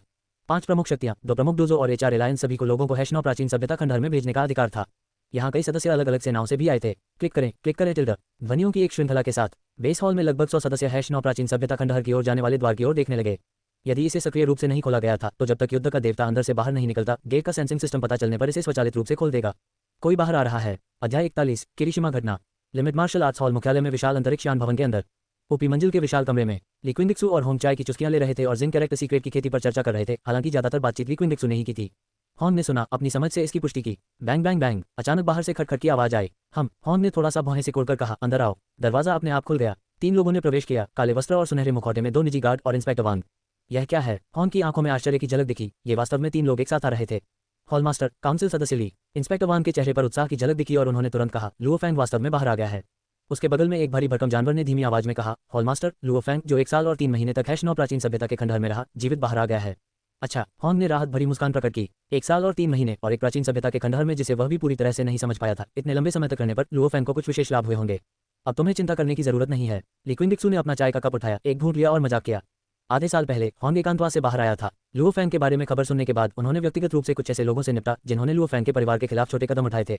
इससे वे ताकतें तुरंत डरकर कांप उठीं। यदि थंडर गॉड ने हस्तक्षेप नहीं किया होता तो 3 से अधिक उच्च स्तरीय वारबोर्ड्स मारे गए होते। हाँ, हॉन्ग ने असहाय हंसी उड़ाई। चलो, हमारे डोजो के इंस्पेक्टर लुओ का स्वागत करते हैं। तुम जाओ, मुझे फिर एकांत में प्रवेश करना है। ली क्विंगडिक्सू ने अपना हाथ लहराया। ये ठीक है, आपका क्षेत्र सबसे महत्वपूर्ण है। जितनी जल्दी हो सके एस्ट्रल रैंक में प्रवेश करना हम मनुष्यों के लिए अधिक फायदेमंद है। हॉन्ग ने सिर हिलाया, फिर अपने निजी गार्ड और इंस्पेक्टर वांग के साथ चला गया। इस बीच ली क्विंगडिक्सू प्रशिक्षण हॉल में लौट आए और खुद को फिर से साधना में लगा दिया। चूंकि लुओ फैंग उस स्थान से उभरा था, ब्रह्मांड में प्रवेश करने का समय जल्द ही आ जाएगा। उसे जल्दी से अपना दायरा बढ़ाने की जरूरत थी। वहीं पृथ्वी पर प्रशांत महासागर के 3000 मीटर गहरे समुद्री क्षेत्र में भी 12 मीटर लंबा काला विशाल अंडा 1 वर्ष से अधिक समय से वहां था, जो कीचड़ और खरपतवार से ढका हुआ था, पहले से ही बहुत स्पष्ट था। क्रैक टिल्डर, रहस्यमय काला विशाल अंडा थोड़ा कांप उठा और उस पर मौजूद कुछ घास फूस और मिट्टी आंशिक रूप से खिसक गई। क्रैक टिल्डर, एक और झटके के साथ अधिक खरपतवार और कीचड़ खिसक गए, जिससे धीरे धीरे काले विशाल अंडे की सतह पर अजीब सुनहरे पैटर्न दिखाई देने लगे। बस, काला विशाल अंडा जोर जोर से कंपन करने लगा और उसकी सतह पर एक टूटी हुई दरार दिखाई देने लगी। स्नैप, लगातार कई भारी आवाजों के साथ काले विशाल अंडे का फटा हुआ हिस्सा सीधे टूट गया और अंडे के छिलके से एक काली चिपचिपी अज्ञात वस्तु निकली। इस अज्ञात वस्तु ने वास्तव में अंडे के छिलके को निगलना शुरू कर दिया, जैसे कि उसने अनगिनत वर्षों से कुछ नहीं खाया हो। वह उसे बेतहाशा खा रही थी। केवल 10 मिनट से अधिक समय में 12 मीटर व्यास वाले काले विशाल अंडे का लगभग 1/3 हिस्सा खा लिया गया और अंधेरे अज्ञात वस्तु पूरी तरह से प्रकट हो गई। यह एक सरीसृप अज्ञात प्राणी था जो पूरी तरह से काले शल्कों से ढका हुआ और मजबूत अंगों वाला था। इसके विशाल काले शरीर पर इसके पंखों की एक जोड़ी और ड्रैगन की तरह धीरे धीरे लहराती हुई पूंछ भी थी। उसके उठे हुए सिर पर एक सींग आकाश की ओर इशारा कर रहा था। जैसे जैसे उसने अंडे के छिलके को निगला, उसका शरीर लगातार बढ़ता गया, लंबाई लगभग 12 मीटर से लेकर 16 मीटर तक। वुटिल्ड, उसके गले से एक तेज हर्षित ध्वनि निकली। उसके शरीर से एक अकथनीय दम घुटने वाला दबाव निकल रहा था। इसका पूरा अस्तित्व, चाहे भयानक तराजू वाले पंख, मजबूत अंग, पूंछ या सींग, एक ठंडा काला था। नुकीले काले सींग पर हल्के रहस्यमय सुनहरे पैटर्न सूक्ष्मता से दिखाई दे रहे थे, लेकिन वे अगोचर थे, केवल करीब से निरीक्षण करने पर ही ध्यान देने योग्य थे। ये रहस्यमय सुनहरे पैटर्न सींग, सिर, गर्दन और पीठ के तराजू पर फैले हुए थे, जैसे सुनहरे पैटर्न वाले कवच की एक परत इसकी पीठ में एकीकृत हो। यहाँ तक कि घने सुनहरे पैटर्न भी इसकी पीठ से शाखाबद्ध हो गए। कई सुनहरे पैटर्न इसके पंखों तक फैल गए और कई इसके 4 पंजे वाले अंगों तक फैल गए। काले अंडे के छिलके को खत्म करने के बाद रहस्यमयी राक्षस समुद्र तल पर कुंडली मारकर इधर उधर देख रहा था, क्योंकि उसकी रिक्त रेखा में मौजूद प्राचीन यादें धीरे धीरे उसके दिमाग में भर रही थीं। रहस्यमय राक्षस की गहरी सुनहरी पुतलियां अचानक चमक उठी और चमकदार सोने में बदल गईं। इसके सींग, गर्दन और पीठ के तराजू पर रहस्यमय सुनहरे पैटर्न भी हल्के से चमक रहे थे, जिससे दिखाई देने वाले सोने के निशान दिखाई दे रहे थे। आसपास की पानी की धाराएं तुरंत थोड़ी रुक गईं और नीचे की समुद्र तल की चट्टानें, जहां रहस्यमय राक्षस कुंडलित था, भी थोड़ी कांपने लगीं। उसके शरीर में ऊर्जा की धाराएं प्रवाहित होने लगीं, लेकिन एक ही पल में इसने ऊर्जा को अवशोषित करना बंद कर दिया। उस रात से आसपास के समुद्र में खूनी शिकार शुरू हो गया। रहस्यमय राक्षस का पेट एक अथाह गड्ढे की तरह लग रहा था, वह जहां भी जाता खा जाता। रास्ते में इसने बड़ी संख्या में भयानक समुद्री राक्षसों को निगल लिया, जिनमें से प्रत्येक राक्षस स्तर का प्राणी था। यदि इन विशाल समुद्री राक्षसों को ढेर कर दिया जाए तो संभवतः वे एक पहाड़ का निर्माण कर सकते हैं। हालांकि एक दिन से भी कम समय में इतने सारे राक्षसों को खाने के बाद उसके शरीर की लंबाई मुश्किल से ही बदली। रहस्यमय राक्षस के जन्म से प्रशांत महासागर में खूनी शिकार शुरू हो गया, जिसके बारे में पृथ्वी पर मनुष्यों को कोई जानकारी नहीं थी। समय बीतता गया और 3 महीने और बीत गए। डोजो ऑफ लिमिट्स मुख्यालय की शीर्ष मंजिल पर ली क्विंडिक्सू के विशेष सुइट में बहुत धीमा प्रशिक्षण हॉल के केंद्र में ली क्विंडिक्सू ने अपनी आंखें खोली और आह भरी। कई महीनों तक एकांत साधना के बाद भी वह दाव महल की चौथी परत को नहीं तोड़ पाया था। पृथ्वी पर ब्रह्मांडीय ऊर्जा वास्तव में उसके वर्तमान दायरे के लिए आवश्यक ऊर्जा के लिए बहुत कम थी। उनके अनुमान के अनुसार पृथ्वी पर ब्रह्मांडीय ऊर्जा को अवशोषित करके दाव महल की चौथी परत तक पहुंचने में कम से कम 1 वर्ष और लगेगा। जहां तक दाव महल की 5वीं परत का सवाल है, इसमें और भी अधिक समय लगेगा। दाव महल को तोड़ने और 4 चरम दायरे तक आगे बढ़ने का तो जिक्र ही नहीं किया जाएगा। इतनी सारी कॉल सूचनाएं क्यों हैं? ली क्विंडिक्सू ने अपने संचार उपकरण को देखा। मिस्ड कॉल की एक श्रृंखला थी, सबसे ताज़ा 2 दिन पहले हॉर्न से आई थी। उसने तुरंत वापस डायल किया। 2 सेकंड बाद संचार वीडियो कनेक्ट हो गया। अरे हाँ, क्या गलत है? स्क्रीन पर काले कपड़े पहने आदमी को देखते हुए ली क्विंडिक्सू ने खुद के लिए एक कप चाय डाली और पूछा, आखिरकार आप एकांत से बाहर आ गए? मिस्ट द्वीप पर कुछ हुआ। एक नया शाही स्तर का राक्षस दिखाई दिया। मुझे संदेह है कि वहां न केवल घास और लकड़ी की आत्मा है, बल्कि संभवतः एक छिपा हुआ खजाना भी है। जैसे ही हॉर्न बोला, वीडियो स्क्रीन तुरंत बदल गई। छोटे लड़ाकू विमान 100 मील के दायरे वाली झील के किनारे पर बिखरे हुए थे। कुछ लेजर तोपें स्थापित कर रहे थे, अन्य विशेष पहचान और निगरानी उपकरण स्थापित कर रहे थे। कई स्टाफ सदस्य मार्शल आर्टिस्टों के एक समूह के संरक्षण में काम कर रहे थे। इन छोटे लड़ाकू विमानों के अलावा 6 अतिरिक्त बड़े डिस्क के आकार के यात्री विमान भी थे। अच्छा ऐसा है, ली क्विंडिक्सू तुरंत समझ गए। बाबाटा को फिर से लकड़ी के कली क्रिस्टल को बाहर फेंकना चाहिए, जिससे पृथ्वी पर सभी ग्रह स्तर के मार्शल कलाकारों को इकट्ठा करने की उम्मीद हो, ताकि वह अपने लिए यूमो ग्रह का उत्तराधिकारी चुन सके। ठीक है, मैं अभी आता हूँ। जैसे ही उसकी आवाज़ कम हुई, ली क्विंडिक्सू ने वीडियो कॉल समाप्त कर दी। फिर उसका चित्र कमरे से गायब हो गया, जैसे कि टेलीपोर्ट कर रहा हो। जैसे ही उसने आकाश में कदम बढ़ाया, कुछ ही सांसों में वह क्षितिज में गायब हो गया। हालांकि वह लुओ फैंग का अवसर नहीं छीनेगा, फिर भी वह लकड़ी के कली क्रिस्टल की ओर जाएगा, जिसे वह मुफ्त में ले सकता है। आखिरकार ये चीज़ पृथ्वी पर ब्रह्मांडीय ऊर्जा को अवशोषित करने की तुलना में बहुत तेज थी। अध्याय 42 आगमन पर आपको वही विकल्प पेश किया जाएगा। मिस्ट आइलैंड के ऊपर हॉर्न ने नीचे 100 मील चौड़ी झील को देखा, गहरे सोच में डूबा हुआ। ली क्विंडिक्सू के बारे में उनकी समझ के आधार पर अगर इस जगह को लेकर कोई समस्या नहीं होती तो ली क्विंडिक्सू व्यक्तिगत रूप से नहीं आते। लेकिन इस मिस्ट आइलैंड के नीचे उसके द्वारा मारे गए राजा स्तर के राक्षस के अलावा कोई बड़ा खजाना नहीं लगता था। इसके अलावा ली क्विंडिक्सू पहले घास और लकड़ी की सारी भावना को अवशोषित करते हुए मिस्ट द्वीप पर अकेले रुके थे। यदि सचमुच कोई खजाना था तो उसे उसी समय खोज लेना चाहिए था। लेकिन अगर कोई खजाना नहीं था तो यह नवजात राजा स्तर का राक्षस कहाँ से आया? मिस्ट आइलैंड झील के नीचे रहने वाले नदी राक्षस संसाधन एक राजा स्तर के राक्षस को सम्राट स्तर के राक्षस में विकसित होने का समर्थन करने के लिए पूरी तरह से अपर्याप्त थे। क्या ऐसा हो सकता है कि यहाँ वास्तव में कोई खजाना है जिसे मैंने अभी तक नहीं खोजा है? हॉर्न के चेहरे पर एक हैरान भाव उभर आया, लेकिन उन्होंने पहले ही अपने 3 निजी गार्ड और 6 निरीक्षकों को जांच के लिए मिस्ट आइलैंड में भेज दिया था। आधा दिन बीत चुका था और कोई प्रासंगिक जानकारी वापस नहीं आई थी। और यह सिर्फ उसकी डोजो ऑफ लिमिट्स नहीं थी, अन्य प्रमुख बलों के परिषद स्तर के विशेषज्ञ भी मिस्ट द्वीप में प्रवेश कर चुके थे और उन्हें भी कोई सुराग नहीं मिला था। बीप, इसी समय उसकी संचार घड़ी बजी। लुओ फैंग बुला रहा है, क्या उसे कुछ पता चला? हॉर्न ने मन ही मन सोचा और फिर कॉल का उत्तर दिया। डोजो मास्टर, ये लुओ फैंग है। संचार घड़ी से एक चिंतित आवाज आई। लुओ फैंग, क्या तुम्हें कुछ पता चला? हान की आवाज में उम्मीद का संकेत था। हाँ डोजो मास्टर, मेरे वर्तमान स्थान पर एक बार एक अजीब सफेद क्रिस्टल था, लेकिन इसे मध्य स्तर के लॉर्ड स्तर के ड्रैगन राक्षस ने निगल लिया था। अब ये ड्रैगन केवल 10 सेकंड में एक राजा स्तर के राक्षस में बदल गया है और यह अभी भी परिवर्तन की प्रक्रिया में है। क्या? लुओ फैंग की प्रतिक्रिया सुनकर हॉर्न की अभिव्यक्ति तुरंत बदल गई। वहां रुको, मैं वहीं पहुंच जाऊंगा। जैसे ही उसकी आवाज गिरी, हॉर्न की आकृति एक काली रेखा में बदल गई, जो नीचे मिस्ट आइलैंड झील में जा गिरी। उसी क्षण मिस्ट आइलैंड झील के किनारे खड़े एक विशाल डिस्क के आकार के यात्री विमान के अंदर काउंसिल स्तर के अन्य विशेषज्ञ पहले ही खोजबीन के लिए जा चुके थे। केवल हुक्सिया देश के सबसे मजबूत विशेषज्ञ जियाई को कमांड सेंटर में समग्र स्थिति की अध्यक्षता करने के लिए छोड़ दिया गया था। चेतावनी, तेजी से मजबूत होते जीवन संकेत का पता चला। चेतावनी, सावधान। अचानक एक तेज आवाज आई, जिससे मूल रूप से शांत जियाई के चेहरे पर आश्चर्य का संकेत दिखाई देने लगा। प्रदर्शन स्थान, जियाई ने आदेश दिया। बीप, एक निश्चित बिंदु के आसपास 500 मीटर के दायरे पर ध्यान केंद्रित करते हुए दीवार पर स्क्रीन तेजी से जूम इन हुई। कमांडर, यहाँ 2 काउंसिल स्तर के विशेषज्ञ जीवन संकेत हैं और अभी पहले से बहुत मजबूत नहीं जीवन संकेत तुरंत बढ़ गया। हमें यकीन है कि यह एक राजा स्तर का राक्षस होना चाहिए। कहने का मतलब है केवल 10 सेकंड में एक राक्षस स्वामी एक राजा स्तर के राक्षस में बदल गया। एक स्टाफ सदस्य की घबराई हुई आवाज निकली। निगरानी जारी रखें। जियाई ने आदेश जारी करने के बाद तुरंत अपनी संचार घड़ी को नियंत्रित किया। जूशी, ओल्ड डैंग, तोबा, मैंने तुम्हें जो निर्देशांक दिए हैं उन पर जल्दी जाओ। मैं तुरंत आ रहा हूँ। ये सिर्फ हुक्सिया देश नहीं था जिसके पास ऐसे पता लगाने वाले उपकरण थे, इसलिए लगभग एक ही समय में सभी पक्षों ने यहाँ की खासियत की खोज की। बिना किसी लाभ के इतना समय बिताने के बाद विभिन्न देशों के कर्मचारी जल्दी ही यहाँ एकत्र हो गए। 2000 मीटर नीचे कभी अशांत भूमिगत नदी अब उग्र हो गई थी।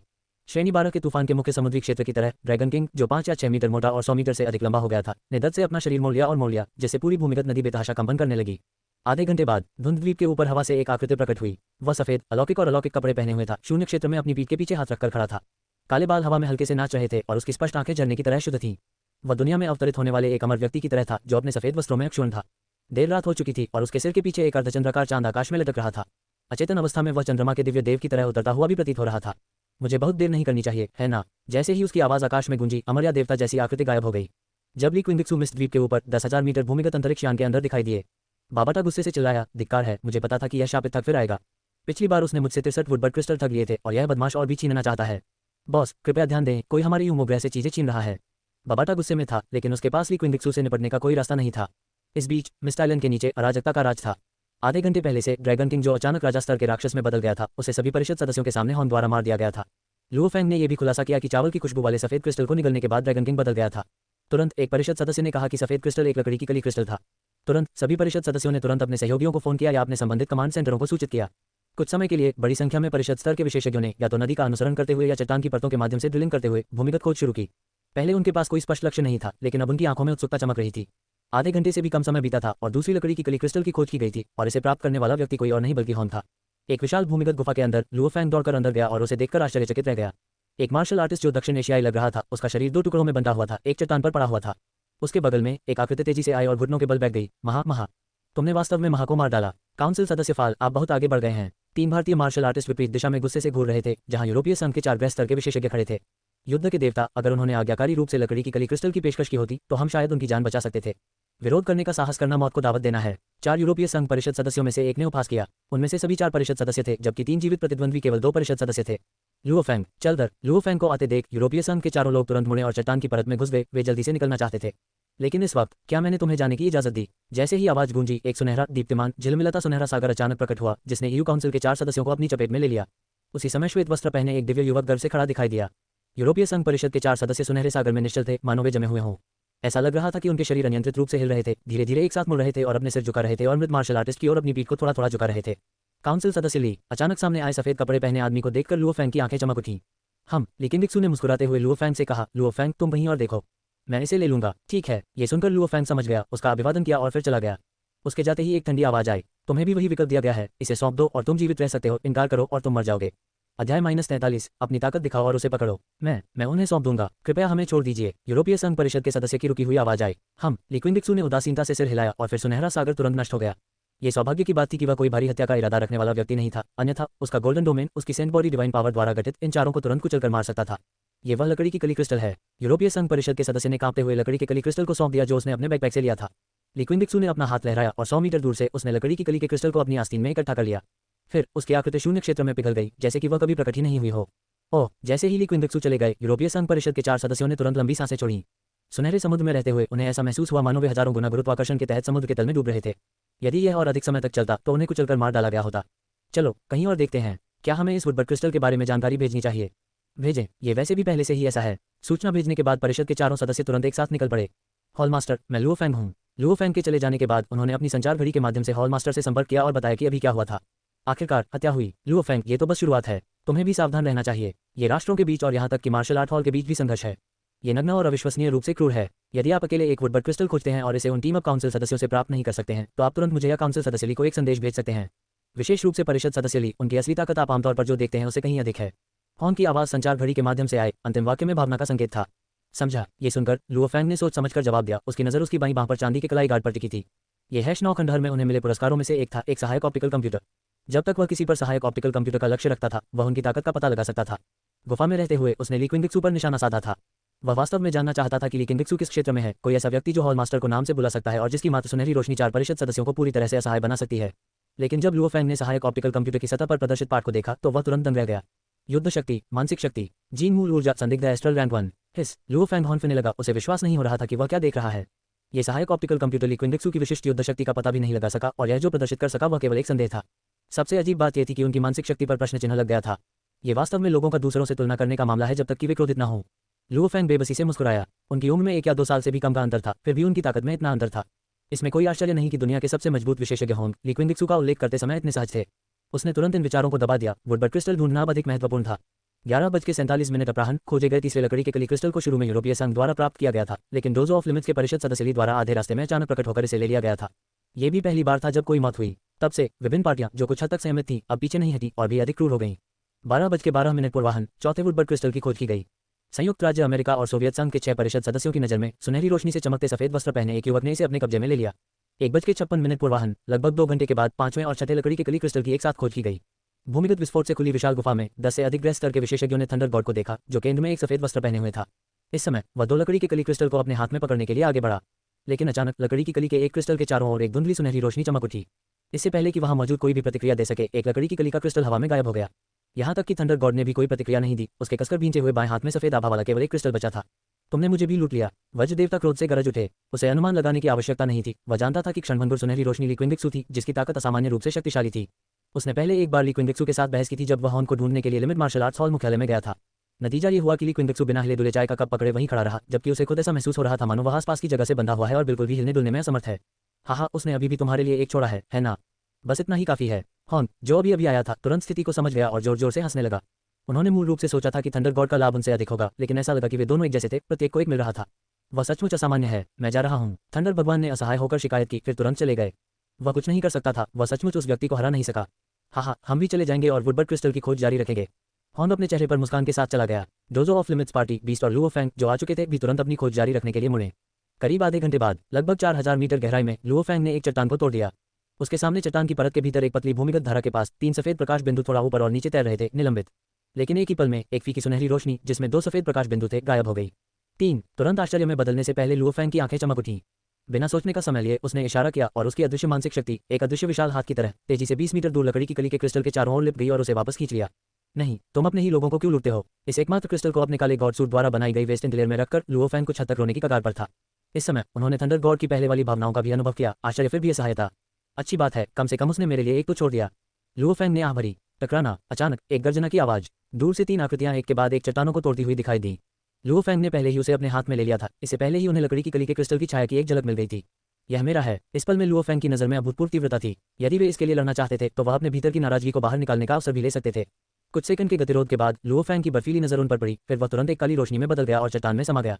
काय करते, आइए जानकारी फैलाएं। हम लुओ फैंग को इसे इतनी आसानी से प्राप्त नहीं करने दे सकते। परिषद के तीनों सदस्यों ने एक दूसरे पर नजरें डाली, फिर जल्दी से चले गए। लगभग एक पल में सभी बलों को पता चल गया कि 7वीं लकड़ी की कली क्रिस्टल लुओ फैंग द्वारा प्राप्त की गई थी। गहरे अंधेरे भूमिगत में एक क्षयकारी आभा व्याप्त हो गई। लुओ फैंग, उसकी कलाई संचार घड़ी से आवाज आई। लुओ फैंग ने तुरंत जवाब दिया, हॉल मास्टर, तुम्हें लकड़ी की कली का क्रिस्टल मिला। संचार घड़ी से हॉल मास्टर की आवाज आई। हे, मूल रूप से 3 थे, लेकिन 2 को परिषद सदस्य ली ने ले लिया। लुओ फैंग ने कड़वी मुस्कान के साथ कहा, बस अपने एक की रक्षा करो, उसे कोई रास्ता नहीं है। ये सुनकर हॉन भी कुछ अवाक रह गया। फिर उन्होंने लुओ फैंग को सावधान रहने की याद दिलाई और संचार समाप्त कर दिया। यह एक उत्खनन संघर्ष था जिसने पृथ्वी पर सभी शक्तियों को पागल कर दिया था। जल्द ही अगले दिन की शाम हो गई। अब तक ये लगभग 20 घंटों से चल रहा था और मनुष्यों ने कुल 16 लकड़ी की कली क्रिस्टल की खोज की थी। राजा स्तर के राक्षस द्वारा खाए गए एक को छोड़कर अन्य सभी 15 लकड़ी की कली के क्रिस्टल प्राप्त हुए। निस्संदेह यहाँ उल्लिखित 16 सार्वजनिक रूप से जारी की गई जानकारी है। कुछ व्यक्तियों ने निजी तौर पर एक लकड़ी की कली क्रिस्टल की खोज की और चुपचाप उसे जेब में रख लिया और दूसरों को कोई पता नहीं चला। एक व्यक्ति को छोड़कर, नहीं, वह कोई व्यक्ति भी नहीं था। 10,000 मीटर से अधिक भूमिगत अंतरिक्ष यान में बाबाता इतना क्रोधित था कि वह बोलना भी नहीं चाहता था। अध्याय 44, वे इसके लिए संघर्ष कर रहे हैं। मैं एकांतवास में वापस जा रहा हूँ। शाम 5:31 बजे पृथ्वी के विभिन्न गुटों के मार्शल कलाकारों को अंततः उनकी सबसे बड़ी फसल प्राप्त हुई। कुल 8 लकड़ी के कली क्रिस्टल एक साथ दिखाई दिए। तुरंत केवल 10 सेकंड के भीतर 8 लकड़ी की कली क्रिस्टल द्वारा उत्सर्जित अविश्वसनीय रूप से समृद्ध चावल की खुशबू ने 18 ग्रह स्तर के विशेषज्ञों को आकर्षित किया। ऐसा लग रहा था कि वहां एक अत्यंत भयानक अराजक युद्ध छिड़ने वाला है। इस बीच ऐसा लग रहा था कि ली क्विंगक्सू अंतरिक्ष में विलीन हो गया है, चुपचाप बड़ी दूरी से देख रहा है। इस बिंदु तक उसने पहले ही पूरे 20 लकड़ी के कली क्रिस्टल एकत्र कर लिए थे, या तो उन्हें उठाकर या उन्हें ले जाकर। सच कहूं तो इतने सारे लोगों को इकट्ठा करने के बाद उसे एक और कदम उठाने में बहुत शर्मिंदगी महसूस हुई। बस बहुत हो गया, मैं 4 और लूंगा और बाकी 4 डोजो ऑफ लिमिट्स में जाएंगे। प्रकाश के एक शानदार झिलमिलाते सुनहरे सागर ने तुरंत 100 मील के क्षेत्र को कवर कर लिया। तुरंत सुनहरे सागर के भीतर सब कुछ रुका हुआ प्रतीत हुआ। 18 ग्रह स्तर के विशेषज्ञ सोने की मूर्तियों की तरह जगह जगह डरे हुए थे। सफेद कपड़े पहने ली क्विंगक्सू अचानक 8 लकड़ी की कलियों के क्रिस्टल के सामने आए और फिर उन्हें अपनी आस्तीन में इकट्ठा कर लिया। जैसे ही लकड़ी की कली के क्रिस्टल उसके द्वारा उठाए गए, सुनहरा सागर अचानक नष्ट हो गया। ये वह है, वह आदमी फिर से यहाँ है। ये खत्म हो गया है, हमने उसके लिए फिर से शादी की पोशाक बनाई है। बकवास। अतृप्त निगाहें सफेद पोश छवि पर टिकी थीं, लेकिन उन्होंने केवल अंदर ही अंदर कोसने का साहस किया, अपने गुस्से को जोर से बोलने का साहस नहीं किया। आप अभी भी तेज हैं। इस समय हॉर्न देर से पहुंचा। केंद्र में ली क्विंगक्सू को देखते हुए उसने थोड़ा असहाय महसूस करते हुए अपना सिर हिलाया। संदेश मिलने पर वह जितनी जल्दी हो सके वहां पहुंचा, लेकिन वह अभी भी बहुत धीमा था। हुश, अचानक 4 सफेद चमकते प्रकाश धब्बे सीधे हॉर्न की ओर बढ़े। ये है। हॉर्न ने सहजता से उन्हें पकड़ लिया, लेकिन पाया कि वे ठीक 4 लकड़ी की कली के क्रिस्टल थे। लुओ फैंग ने सबसे पहले इन्हें खोजा। लुओ फैंग को इन चारों में सबसे बड़ा हिस्सा मिलता है और अन्य 3 को भी थोड़ा थोड़ा मिलता है। मैं आगे भाग नहीं लूंगा, ली क्विंगडिक्सू ने मुस्कुराते हुए कहा। तुरंत उपस्थित सभी लोगों में खुशी की झलक दिखी। इस भयानक आदमी के भाग न लेने से उनका अवसर आ गया था। धन्यवाद परिषद सदस्य ली, लुओ फेंग और डोजो ऑफ लिमिट्स के 3 निजी गार्ड खुशी से झूम उठे और ली क्विंगडिक्सू को धन्यवाद दिया। प्रारंभ में ली क्विंगडिक्सू को 8 लकड़ी के कली क्रिस्टल लेते देखकर उन सभी ने सोचा कि इसका उनसे कोई लेना देना नहीं है, इसलिए उन्हें उम्मीद नहीं थी कि वह 4 क्रिस्टल देगा। क्या तुम सचमुच जा रहे हो? हॉर्न ने संदेहपूर्ण भाव से ली क्विंगडिक्सू की ओर देखा। हाँ, मैं अपनी एकांत साधना जारी रखने के लिए वापस जा रहा हूँ। ली क्विंगडिक्सू मुस्कुराए। ऐसा लग रहा था कि उसने बहुत ज्यादा शराब ले ली है, और अब जब वह सच बोल रहा था तो हॉर्न के लिए भी इस पर विश्वास करना मुश्किल हो रहा था। तो ठीक है, मुझे आशा है कि आप जल्द ही ब्रेक थ्रू कर लेंगे। हॉर्न ने आंतरिक रूप से राहत की सांस ली। तुरंत ली क्विंगडिक्सू की आकृति मौके से गायब हो गई। इस समय लुओ फेंग की अभिव्यक्ति अचानक बदल गई, लेकिन फिर तुरंत ठीक हो गई। सौभाग्य से उसके जाने के बारे में ली क्विंगडिक्सू के शब्दों ने बाकी सभी को शांत कर दिया था, इसलिए किसी ने भी उस पर ध्यान नहीं दिया। क्योंकि अभी अभी लुओ फेंग के दिमाग में अचानक एक आवाज उभरी थी। अभी भी भूमिगत कुछ गहरा है, नीचे जाने से पहले लोगों से बचना याद रखें। तो अभी और भी बहुत कुछ है, लुओ फेंग ने अंदर ही अंदर सोचा। ऐसा लगता था कि काउंसिल सदस्य ली आखिरकार एक अच्छे इंसान थे। देखते ही देखते 3 दिन बीत गए। मिस्ट द्वीप पर परिषद स्तर के अधिकांश विशेषज्ञ पहले ही चले गए थे। इन 3 दिनों में उन्हें बमुश्किल लकड़ी की कली के क्रिस्टल का कोई निशान मिला था।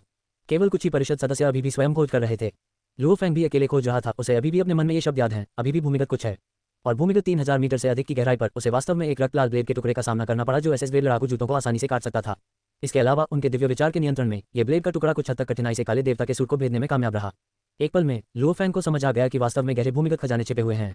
इस विचार के साथ लुओ फेंग ने पृथ्वी की गहराई में जाना जारी रखा, जब तक वह 15,000 मीटर की गहराई तक नहीं पहुंच गया। जब उसने अपने सामने चट्टान की परत को विस्फोट से खोला तो उसे अचानक चांदी सफेद धातु से बना एक दरवाजा मिला। क्या यह एक प्राचीन सभ्यता का खंडहर हो सकता है जो पृथ्वी पर पहले कभी नहीं खोजा गया?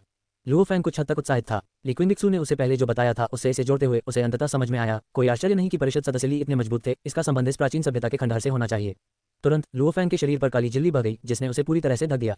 ये खंडहर बहुत विशाल था, हर कोने का पता लगाने के लिए उसे व्यक्तिगत रूप से इसमें प्रवेश करना पड़ा। लुओ फेंग ने अपनी आंखें थोड़ी सी खोल ली और चुपचाप हैच की ओर बढ़ गया। हैच के अंदर लगभग 12 मीटर चौड़ा और 8 मीटर गहरा एक मार्ग था। मार्ग के अंत में बाईं और दाईं ओर जाने वाला एक विस्तृत गलियारा था। वह है। लुओ फेंग क्षण भर के लिए स्तब्ध रह गया, फिर उसकी आंखें उत्तेजना से लाल हो गईं। हैच प्रवेश द्वार पर मार्ग की जमीन पर फीके सफेद आभामंडल वाले क्रिस्टल एक साथ इकट्ठे थे। 10, 20, 30 एक घना समूह और चावल की भरपूर खुशबू ने लुओ फेंग को तुरंत घुटन महसूस कराई जैसे ही उसने हैच में कदम रखा। काउंसिल सदस्य ली वास्तव में एक अच्छे इंसान है। थोड़ी सी भी झिझक के बिना लुओ फेंग की पिछली सारी सावधानी उसके दिमाग से गायब हो गई। उसने जल्दी से इन आधे तैरते हुए लकड़ी के कली क्रिस्टलों को जो एक समूह में एकत्रित हो गए थे एक एक करके अपनी पीठ पर रखे काले बैग में डाल दिया। आखिरकार वह आ गया। अंतरिक्ष यान हॉल के अंदर बाबाटा की आंखों में बेबसी की झलक दिखी। लिमिट मार्शल आर्ट्स हॉल मुख्यालय की सबसे ऊपरी मंजिल। प्रशिक्षण हॉल के अंदर ली क्विंगडिक्सू क्रॉस लेग करके बैठे थे। उनके सामने 24 लकड़ी के कली क्रिस्टल रखे हुए थे। इस दिन से कमरे के भीतर रहस्यमय दाव ध्वनियां गूंजने लगी, मानो कोई सर्वोच्च दाव धर्मरथों का जाप कर रहा हो। लकड़ी की कली के क्रिस्टल के भीतर शुद्ध ब्रह्मांड ऊर्जा, साथ ही पृथ्वी पर पतली ब्रह्मांड ऊर्जा एक ज्वार की तरह एकत्रित हो गई। शिहुआन धर्मरथ वास्तव में एक सर्वोच्च धर्मरथ के रूप में अपने नाम के अनुरूप है, जो इंद्रधनुष और ज्वार की तरह समृद्ध ब्रह्मांड ऊर्जा को प्रभावी ढंग से उसके भौतिक शरीर में निर्देशित करता है। दाव महल के भीतर 5 तत्वों के दिव्य खजाने एक स्वर में कंपन कर रहे थे। ऐसा प्रतीत होता है कि दाव स्वर वास्तव में अस्तित्व में है, स्वर्ग और पृथ्वी को हिला रहे हैं, प्राकृतिक दाव को समझ रहे हैं। इस जीवन के लिए स्वर्ग और पृथ्वी के साथ मिलकर मेरे लिए धर्मरथों का जप करना, इस दुनिया में मेरे लिए कामना करना, गुआचुआ मिंगजू इस जीवन में अमर होना। चाहे वह अतीत का मैं था या दाव के साथ सह अस्तित्व वाला मैं, इस समय दोनों महान दाव दुनिया को हिला रहे थे, अपने स्वयं के शरीर को बदलने की अनुमति दे रहे थे। पूरे कमरे में भव्य दाव ध्वनियां गूंज रही थी, मानो कोई सर्वोच्च धर्मरथ का जाप कर रहा हो, जो दाव के गहन सिद्धांतों को उजागर कर रहा हो। हालांकि वास्तव में इसकी ध्वनि को पहचानना या इसका अर्थ समझना कठिन था। यह एक प्राचीन महान सम्राट के जप करने या प्राचीन पूर्वजों द्वारा किसी सर्वोच्च पवित्र राजा की पूजा करने जैसा था। 1.5 महीने बाद 24 लकड़ी के कली क्रिस्टल पूरी तरह से अवशोषित हो गए, लेकिन वह अभी भी दाव महल के चौथे स्वर तक नहीं पहुंचे थे। लेकिन ली क्विंगडिक्सू ने तुरंत एकांत से बाहर निकलने का विकल्प नहीं चुना। इसके बजाय उन्होंने पृथ्वी से ब्रह्मांड की ऊर्जा को अवशोषित करते हुए खेती करना जारी रखा। हालांकि यह विरल था और लकड़ी के कली क्रिस्टल के समान उच्च गुणवत्ता वाला नहीं था, इसका लाभ इसकी सरासर मात्रा में था, हालांकि इसमें बहुत समय लगेगा। 3 महीने बाद ली क्विंगडिक्सू, जो एक पत्थर की मूर्ति की तरह क्रॉस लेग बैठा था, अचानक क्रिस्टल स्पष्ट और उज्ज्वल हो गया। वह एक प्राचीन सर्वदा मौजूद देवता जैसा दिखता था। दाव महल के भीतर भव्य दाव ध्वनियां और भी अधिक तीव्र हो गईं, मानो वे लगभग 1000 वर्ग मीटर के प्रशिक्षण हॉल में प्रवेश करने वाली थीं और बाहरी दुनिया में फैलने वाली थीं। यह ऐसा था जैसे प्राचीन महान सम्राट वास्तव में दाव पर चर्चा कर रहे थे, सर्वोच्च प्राचीन ग्रंथों का जाप कर रहे थे, या मानो एक पवित्र राजा दुनिया में अवतरित हुआ था जिसके अनगिनत प्राचीन पूर्वज अत्यंत पवित्रता के साथ प्रार्थना कर रहे थे। समय बीतता गया और अगले 3 महीने पलक झपकते ही बीत गए। ली क्विंगडिक्सू के शरीर पर असामान्य घटनाएं गायब हो गईं। वह भौतिक शरीर के साथ एक साधारण नश्वर व्यक्ति की तरह लग रहा था, जो वास्तविक प्रकृति में लौटने की आभा के साथ वहां बैठा था। अंततः वह दाव महल के चौथे स्वर्ग में प्रवेश कर गया। जैसा कि उन्हें उम्मीद थी, उन्होंने तिल्ली के दिव्य खजाने की खेती की थी, जो 5 तत्वों के पृथ्वी तत्व से संबंधित है। वह 5 तत्वों के विपरीत दाव महल की खेती कर रहा था। प्लीहा का दिव्य खजाना परिवर्तन और परिवहन को नियंत्रित करता है, महत्वपूर्ण रक्त का प्रबंधन करता है, पानी और अनाज का सार वितरित करता है, क्यूई और रक्त उत्पादन का स्रोत है, आंतरिक अंगों और सभी अंगों को पोषण देता है और अर्जित की नींव है। ये दिव्य खजाना अत्यंत महत्वपूर्ण है, इसके माध्यम से अनेक अर्जित आवश्यकताएं उत्पन्न होती हैं। इस समय उसके शरीर में क्यूई और रक्त और भी अधिक तीव्र थे और उसके भौतिक शरीर की ताकत भयानक स्तर तक पहुंच गई थी। प्रशिक्षण कक्ष के भीतर ब्रह्मांड ऊर्जा लगातार उनके भौतिक शरीर में प्रवाहित होती रही। अध्याय -45 सुनहरे सींग वाला जानवर प्रकट होता है। अटलांटिक महासागर से जुड़ा 500 मीटर से अधिक लंबा एक युद्ध अड्डा नदी में एक क्रूर जानवर की तरह फंसा हुआ था। ऊपर से डूबते सूरज की किरणें चमक रही थीं और नीचे एक बंकर में 5 अमेरिकी सैनिक जमीन पर पालथी मारकर बैठे जुआ खेल रहे थे। क्योंकि युद्ध क्षेत्र में शायद ही कभी युद्ध होता था और जब ऐसा होता था तो लोग अक्सर मर जाते थे। सैनिक आमतौर पर मनोरंजन के लिए जुआ खेलते थे और सैन्य आला कमान ने हस्तक्षेप करने की जहमत नहीं उठाई। अरे बाप रे! अचानक एक भयावह अलार्म बजा जो पूरे युद्ध अड्डे में गूंज उठा। पहले से शिथिल युद्ध आधार तुरंत एक घाव स्प्रिंग की तरह खड़ा हो गया और अनगिनत सैनिकों ने युद्ध की तैयारी करते हुए तुरंत अपनी स्थिति ले ली। यह 180 मीटर से अधिक लंबा एक राक्षस था जो शेर जैसा दिखता था, काले तराजू से ढका हुआ था, प्रत्येक एक घर जितना बड़ा था। इसके काले तराजू के किनारे ब्लेड की तरह ठंडे थे और इसमें पंखों की एक जोड़ी थी। प्रत्येक 200 मीटर से अधिक चौड़ा काले तराजू से ढका हुआ था जो जाली स्टील की तरह दिखता था। उसके काले सींग के चारों ओर सुनहरे पैटर्न गुथे हुए हैं। ये जटिल सुनहरे पैटर्न सींग से उसकी गर्दन तक, फिर उसकी पूरी पीठ तक, उसकी पूंछ तक फैले हुए हैं। ऐसा लग रहा था मानो उसने सोने और काले कवच की परत पहन रखी हो। लेकिन जो चीज सबसे अधिक डरावनी थी वह उसकी गहरी सुनहरी आंखें थीं जो क्रूरता और क्रूरता से भरी हुई थीं। हवा में एक राजा स्तर का राक्षस, यह मौत मांग रहा है। इसे लेजर तोप से उड़ा दो। अचानक आकाश और पृथ्वी पर अंधेरा छा गया। दहाड़ एक पल में राक्षस के मुंह के आसपास की जगह मुड़ गई और पूरा युद्ध अड्डा वास्तव में उड़ गया। राक्षस के मुंह की ओर बढ़ गया और उसके उड़ते ही तेजी से सिकुड़ गया। युद्ध का आधार जो मूल रूप से राक्षस के पूरे शरीर से बड़ा था, लंबाई और चौड़ाई में 5 मीटर से भी कम रह गया और चींटियों की तरह अंदर सैनिकों की भयभीत चीखें गूंज उठीं। युद्ध का आधार गायब हो गया। दूरी में जीर्ण शीर्ण गगनचुंबी इमारतों पर लेजर तोप के गढ़ों पर सैनिक पीले चेहरों के साथ इस दृश्य को देख रहे थे जैसे कि उन्होंने कोई भूत देखा हो। दो समान रूप से विशाल समुद्री राक्षस पानी से बाहर निकले और ये दोनों वास्तव में समुद्र के 2 सम्राट स्तर के राक्षस थे। पानी उबल गया और अनगिनत समुद्री राक्षस उभरने लगे। रहस्यमय अज्ञात राक्षस को ऐसे देखने लगे जैसे वह कोई देवता हो। 2 सम्राट स्तर के राक्षसों ने पृथ्वी विध्वंसक दहाड़ें निकाली, मानो उसके आगमन की घोषणा कर रहे हों। दहाड़ से सदमे की लहरें उठी जो सभी दिशाओं में फैल गईं और नीचे समुद्र में अनगिनत जल राक्षस तेजी से नदी के साथ आगे बढ़े उन अंतर्देशीय क्षेत्रों पर आक्रमण किया जहां मनुष्य रहते थे। लिमिट मार्शल आर्ट्स हॉल मुख्यालय के शीर्ष मंजिल के सूर्य में बैंग बैंग बैंग जोरदार दस्तक, मानो धातु के दरवाजे को तोड़ने की कोशिश कर रहा हो। प्रशिक्षण हॉल के अंदर चिलचिलाती धूप की तरह चमकदार सुनहरी रोशनी गायब हो गई। ली क्विंगडिक्सू ने अपनी आंखें खोली। उसके चेहरे पर नाराजगी का संकेत था। एकांत में प्रवेश करने से पहले उन्होंने पहले ही कहा था कि किसी भी मामले के उभरने तक इंतजार करना चाहिए और उनकी साधना के दौरान उन्हें लापरवाही से नहीं रोका जाना चाहिए। एक पल में ली क्विंगडिक्सू की आकृति कमरे से गायब हो गई। अगले ही पल वह सूर्य के दरवाजे के बाहर गलियारे में दिखाई दिया। खटखटाना बंद करो, तुम्हारे कारण दरवाजा बर्बाद हो जाएगा। ली क्विंगडिक्सू ने इंस्पेक्टर वान की ओर देखते हुए आवाज लगाई जो दरवाजा पीट रहा था। और इस समय सूर्य के धातु के दरवाजे में पहले से ही एक बहुत स्पष्ट मूर्ति के आकार का गड्ढा था। ऐसा लग रहा था मानो अगर वह बाहर नहीं आया होता तो यह आदमी सचमुच दरवाजा तोड़ देता। अपने पीछे से आवाज सुनकर इंस्पेक्टर वान तुरंत पीछे मुड़े और डरावनी दृष्टि से कहा, काउंसिल सदस्य ली, कुछ बड़ा हुआ है। ओह! ली क्विंगडिक्सू की आंखें सिकुड़ गईं। हालांकि उसने ये जांच नहीं की थी कि उसे पृथ्वी पर एकांत में प्रवेश किए हुए कितना समय हो गया है। एक गृह स्तर के विशेषज्ञ के लिए इतना घबरा जाना, ये सुनहरे सींग वाले जानवर की उपस्थिति होनी चाहिए। प्रमुख ने मुझसे कहा कि चाहे कुछ भी हो मैं तुम्हें जगा दूंगा। कृपया तुरंत वॉर गॉड पैलेस में प्रवेश करें। इंस्पेक्टर वान ने जल्दी से कहा, ठीक है, मैं अब चलता हूँ। ली क्विंगडिक्सू ने सिर हिलाया। उसकी आकृति वहां से गायब हो गई जहां वह खड़ा था और सूर्य के ऑडियो विजुअल रूम में फिर से दिखाई देने लगा। सोफे पर गहरे नीले हेलमेट को देखते हुए तुरंत उसके माथे से एक सुनहरी रोशनी निकली और चेतना इंडक्शन हेलमेट में चली गई। वॉर गॉड पैलेस में प्रवेश करने के लिए हेलमेट पहनने की आवश्यकता के संबंध में उसके लिए यह बिल्कुल अनावश्यक था। एक दिव्य विचार ही काफी था। वॉर गॉड पैलेस की सबसे ऊपरी मंजिल पर सम्मेलन कक्ष में जब ली क्विंगडिक्सू चुपचाप दिखाई दिए तो ये पहले से ही एक अराजक दृश्य था। बड़ी स्क्रीन पर एक वीडियो अभी भी चल रहा था जिसमें एक रहस्यमय काले और सुनहरे रंग का विशाल जानवर 100 मीटर लंबा एक स्टील युद्ध अड्डे को निकलते हुए दिखाया गया था। काउंसिल सदस्य ली, जैसे ही एक विस्मयादिबोधक गूंजा, शोरगुल वाला सम्मेलन कक्ष तुरंत शांत हो गया और उपस्थित लगभग सभी लोग इधर उधर देखने लगे। सफेद कपड़ों में एक युवक मानो धूल से अछूता हो अपनी पीठ के पीछे हाथ रखकर खड़ा था, अकेले बड़ी स्क्रीन को देख रहा था। मिस्र द्वीप पर लड़ाई के बाद पृथ्वी पर सभी परिषद स्तर के विशेषज्ञों को ली क्विंगडिक्सू की एक नई समझ थी। मजबूत और उस प्रकार का मजबूत जो अथाह था। दुनिया के सबसे ताकतवर व्यक्ति के रूप में होंग ने वास्तविक युद्ध के माध्यम से अपनी ताकत साबित की थी और सभी ने इसे देखा था। लेकिन ली क्विंगडिक्सू की ताकत एक असीम महासागर की तरह थी। कोई भी वास्तव में नहीं जान सका कि वह कितना शक्तिशाली था। धुंधलीप घटना के दौरान उस सुनहरे सागर की उपस्थिति मात्र से सभी परिषद स्तर के विशेषज्ञों के पास प्रतिरोध करने की कोई शक्ति नहीं रह गई। इस प्रदर्शन से उन्हें लगा कि वह होंग से कहीं अधिक मजबूत है। आपको कैसा लग रहा है? क्या आप स्टार बीस्ट के खिलाफ आश्वस्त हैं? जैसे ही वह आगे बढ़ा, ली क्विंगडिक्सू के पास खड़ा हुआ, होंग की आंखें चमक उठीं और उसने गंभीर भाव से पूछा। इससे पहले यूरोपीय संघ के एक शोधकर्ता ने इस रहस्यमयी राक्षस की पहचान कर ली थी। यह एक भक्षण करने वाला जानवर था, एक प्रकार का तारा जानवर जो अत्यंत दुर्लभ था।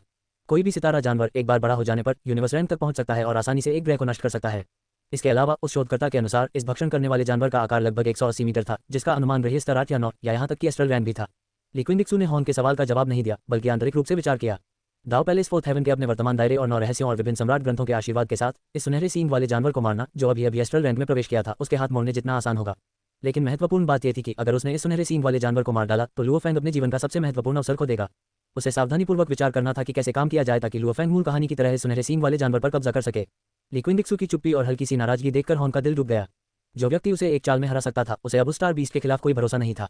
क्या सचमुच कोई आशा नहीं थी? अफसोस। हान ने गहरी आह भरी। तब उसकी आंखें तुरंत स्थिर हो गईं। शायद यह उसके लिए अपनी पूरी ताकत से लड़ने का समय था। अपने वर्तमान चौथे डोमेन के आशीर्वाद से उसने यह मानने से इनकार कर दिया कि वह स्टार जानवर को नहीं मार सकता। शांत कॉन्फ्रेंस हॉल में होंग की आह शांत झील में फेंके गए एक विशाल पत्थर की तरह थी। तुरंत ही सभी के चेहरे पर निराशा के भाव आ गए। पृथ्वी पर 2 सबसे मजबूत लोगों के पास उस स्टार बीस्ट के खिलाफ कोई समाधान नहीं था, बाकी लोगों की तो बात ही छोड़ दें। क्या सचमुच कोई रास्ता नहीं है? ओल्डली, क्या आपके पास अभी भी सुपर हील्ड परमाणु बम नहीं है? क्या वे इसे मार सकते हैं? अगर यह ग्रह स्तर 9 है तो शायद एक मौका है, लेकिन अगर यह एस्ट्रल रैंक है तो संभावना अधिकतम 10% है। अध्याय 46। गति ने सबको चकित कर दिया। Hello golden horn beast. भीड़ में लुओफेंग की चेतना ने जल्दी से पुकारा, बाबा ता, क्या आपको लगता है कि परिषद सदस्य ली इस सुनहरे सींग वाले जानवर से निपट सकते हैं? जब हम इस द्वीप पर थे तो क्या आपने नहीं कहा था कि उसके पास एस्ट्रल रैंक के तीसरे चरण की ताकत थी? आप क्या सोच रहे हैं? हालांकि उस ठग की ताकत एस्ट्रल रैंक तक भी पहुंच गई है। यह एक astral rank golden horn beast है। इसके पास ब्रह्मांड में सबसे अधिक पीक ग्रिड लाइन है, जो हमारी मानव जाति की सबसे मजबूत ग्रिड लाइन से भी अधिक मजबूत है। हालांकि ये सुनहरे सींग वाले जानवर ने हाल ही में एस्ट्रल रैंक में कदम रखा है, इसकी रक्तरेखा बहुत शक्तिशाली है। उस ठग की ताकत के साथ बिल्कुल कोई उम्मीद नहीं है। बाबाटा के शब्द लुओफेंग की आत्मा पर भारी हथौड़े की तरह प्रहार कर रहे थे, जिससे वह पूरी तरह से स्तब्ध रह गया। नहीं, लुओफेंग को अपनी आत्मा कांपती और चुभती हुई महसूस हुई। यदि पृथ्वी पर सारी मानवता नष्ट हो गई तो उसके स्वयं के जीवित रहने का क्या अर्थ रह जाएगा? हमें इसे मारना ही होगा। लुओफेंग ने कॉन्फ्रेंस हॉल स्क्रीन पर जमे हुए सुनहरे सींग वाले जानवर को देखा। जब लुओफेंग अपने मन में बाबाता के साथ चर्चा कर रहे थे तो अन्य लोग भी विचार विमर्श और बहस कर रहे थे।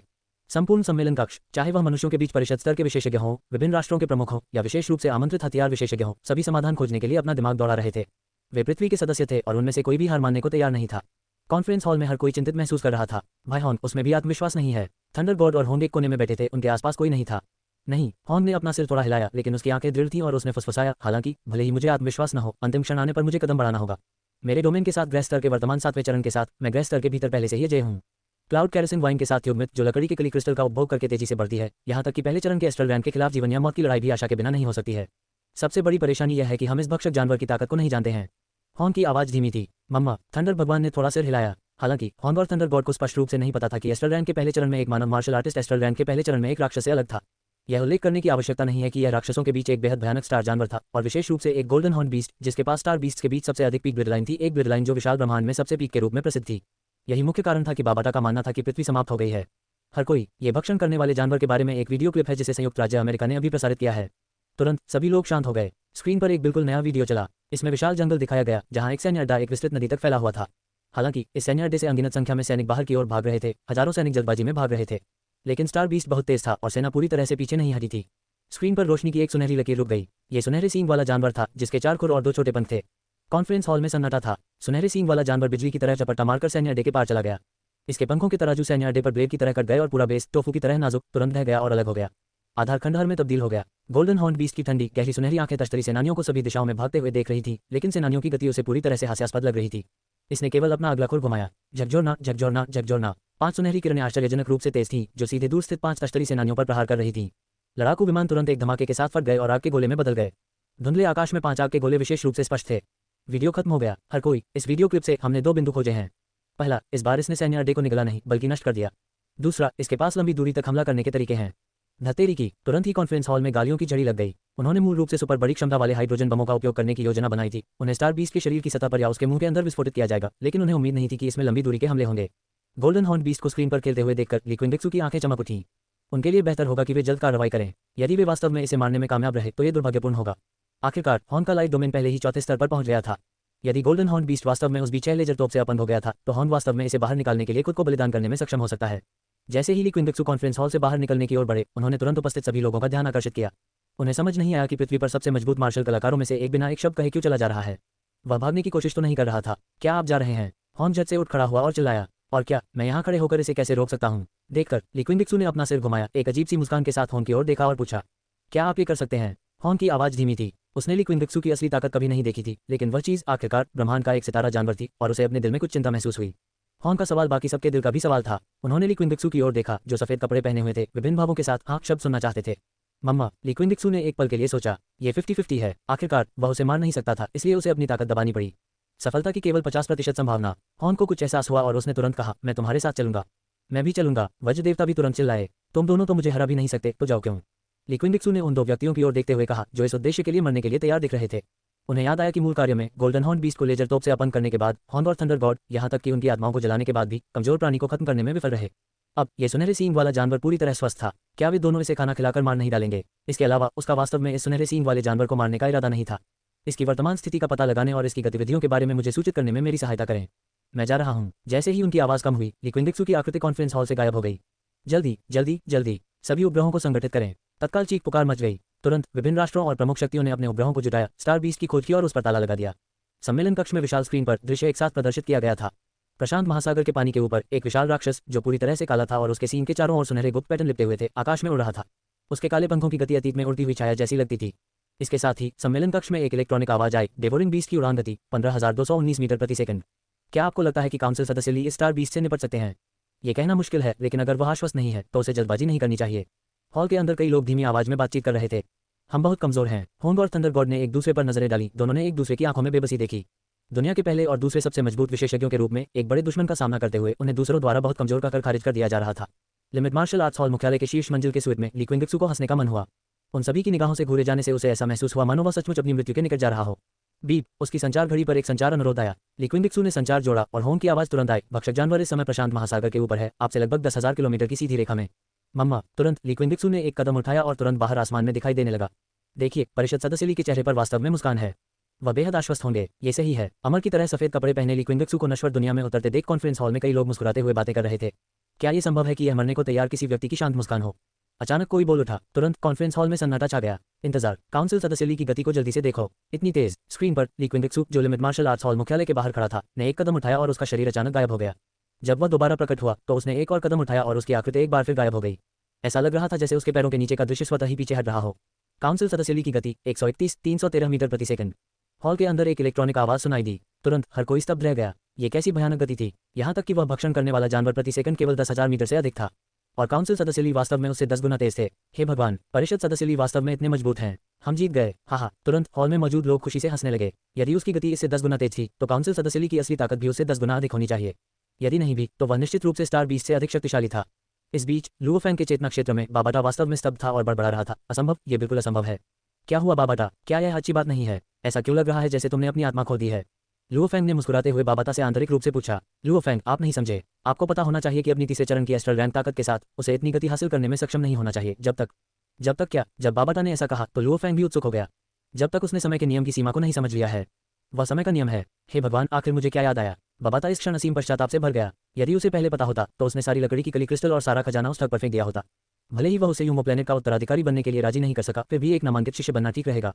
एक एस्ट्रल रैंक विशेषज्ञ जिसने टाइम लॉ की दहलीज को समझ लिया था। इसने लाखों वर्षों तक ब्रह्मांड में अपने स्वामी का अनुसरण किया था और ऐसी चीज के बारे में कभी नहीं सुना था। और अब ये वास्तव में एक दूरस्थ प्रतीत होता है आदिम ग्रह पर दिखाई दिया था। समय के नियम की सीमा को समझें। बाबाटा के संयम खो देने से लुओ फैंग एक पल के लिए स्तब्ध रह गया। फिर याद दिलाते हुए उन्होंने कहा, ऐसा लगता है कि मैं टाइम लॉ डोमेन को भी समझने में सक्षम हूँ, लेकिन मैं कोई प्रगति नहीं कर सका, इसलिए मैंने अपना सारा समय अपनी ताकत सुधारने में बिताया। क्या कहा आपने? बाबाटा अवाक रह गया। एक व्यक्ति काफी बुरा था, लेकिन अब दूसरे व्यक्ति ने समय नियम को समझने में सक्षम होने का दावा किया है। क्या ये संभव था कि पृथ्वी पर समय नियम को समझना बहुत सरल था? तुरंत लुओ फैंग ने ली क्विंगक्सू द्वारा उसे पहले एक गुप्त तकनीक देने की बात बताई। तुम बेवकूफ हो लुओ फैंग, तुम सच में एक बेवकूफ हो। धिक्कार है, आपने उस सर्वोच्च गुप्त तकनीक को समझने में समय बर्बाद नहीं किया। आप बाबाटा दहाड़ने लगा। उसकी आंखें यूनमो प्लेनेट के एकमात्र उत्तराधिकारी के प्रति निराशा से भर गईं। प्रशांत महासागर के ऊपर 180 मीटर से अधिक लंबा जेट काला राक्षस अपने आकार के पंख फड़फड़ाते हुए तेजी से आकाश में ऊंची उड़ान भर रहा था। इसकी गहरी सुनहरी आंखें शीतलता, क्रूरता और हत्या के इरादे से भरी हुई थीं।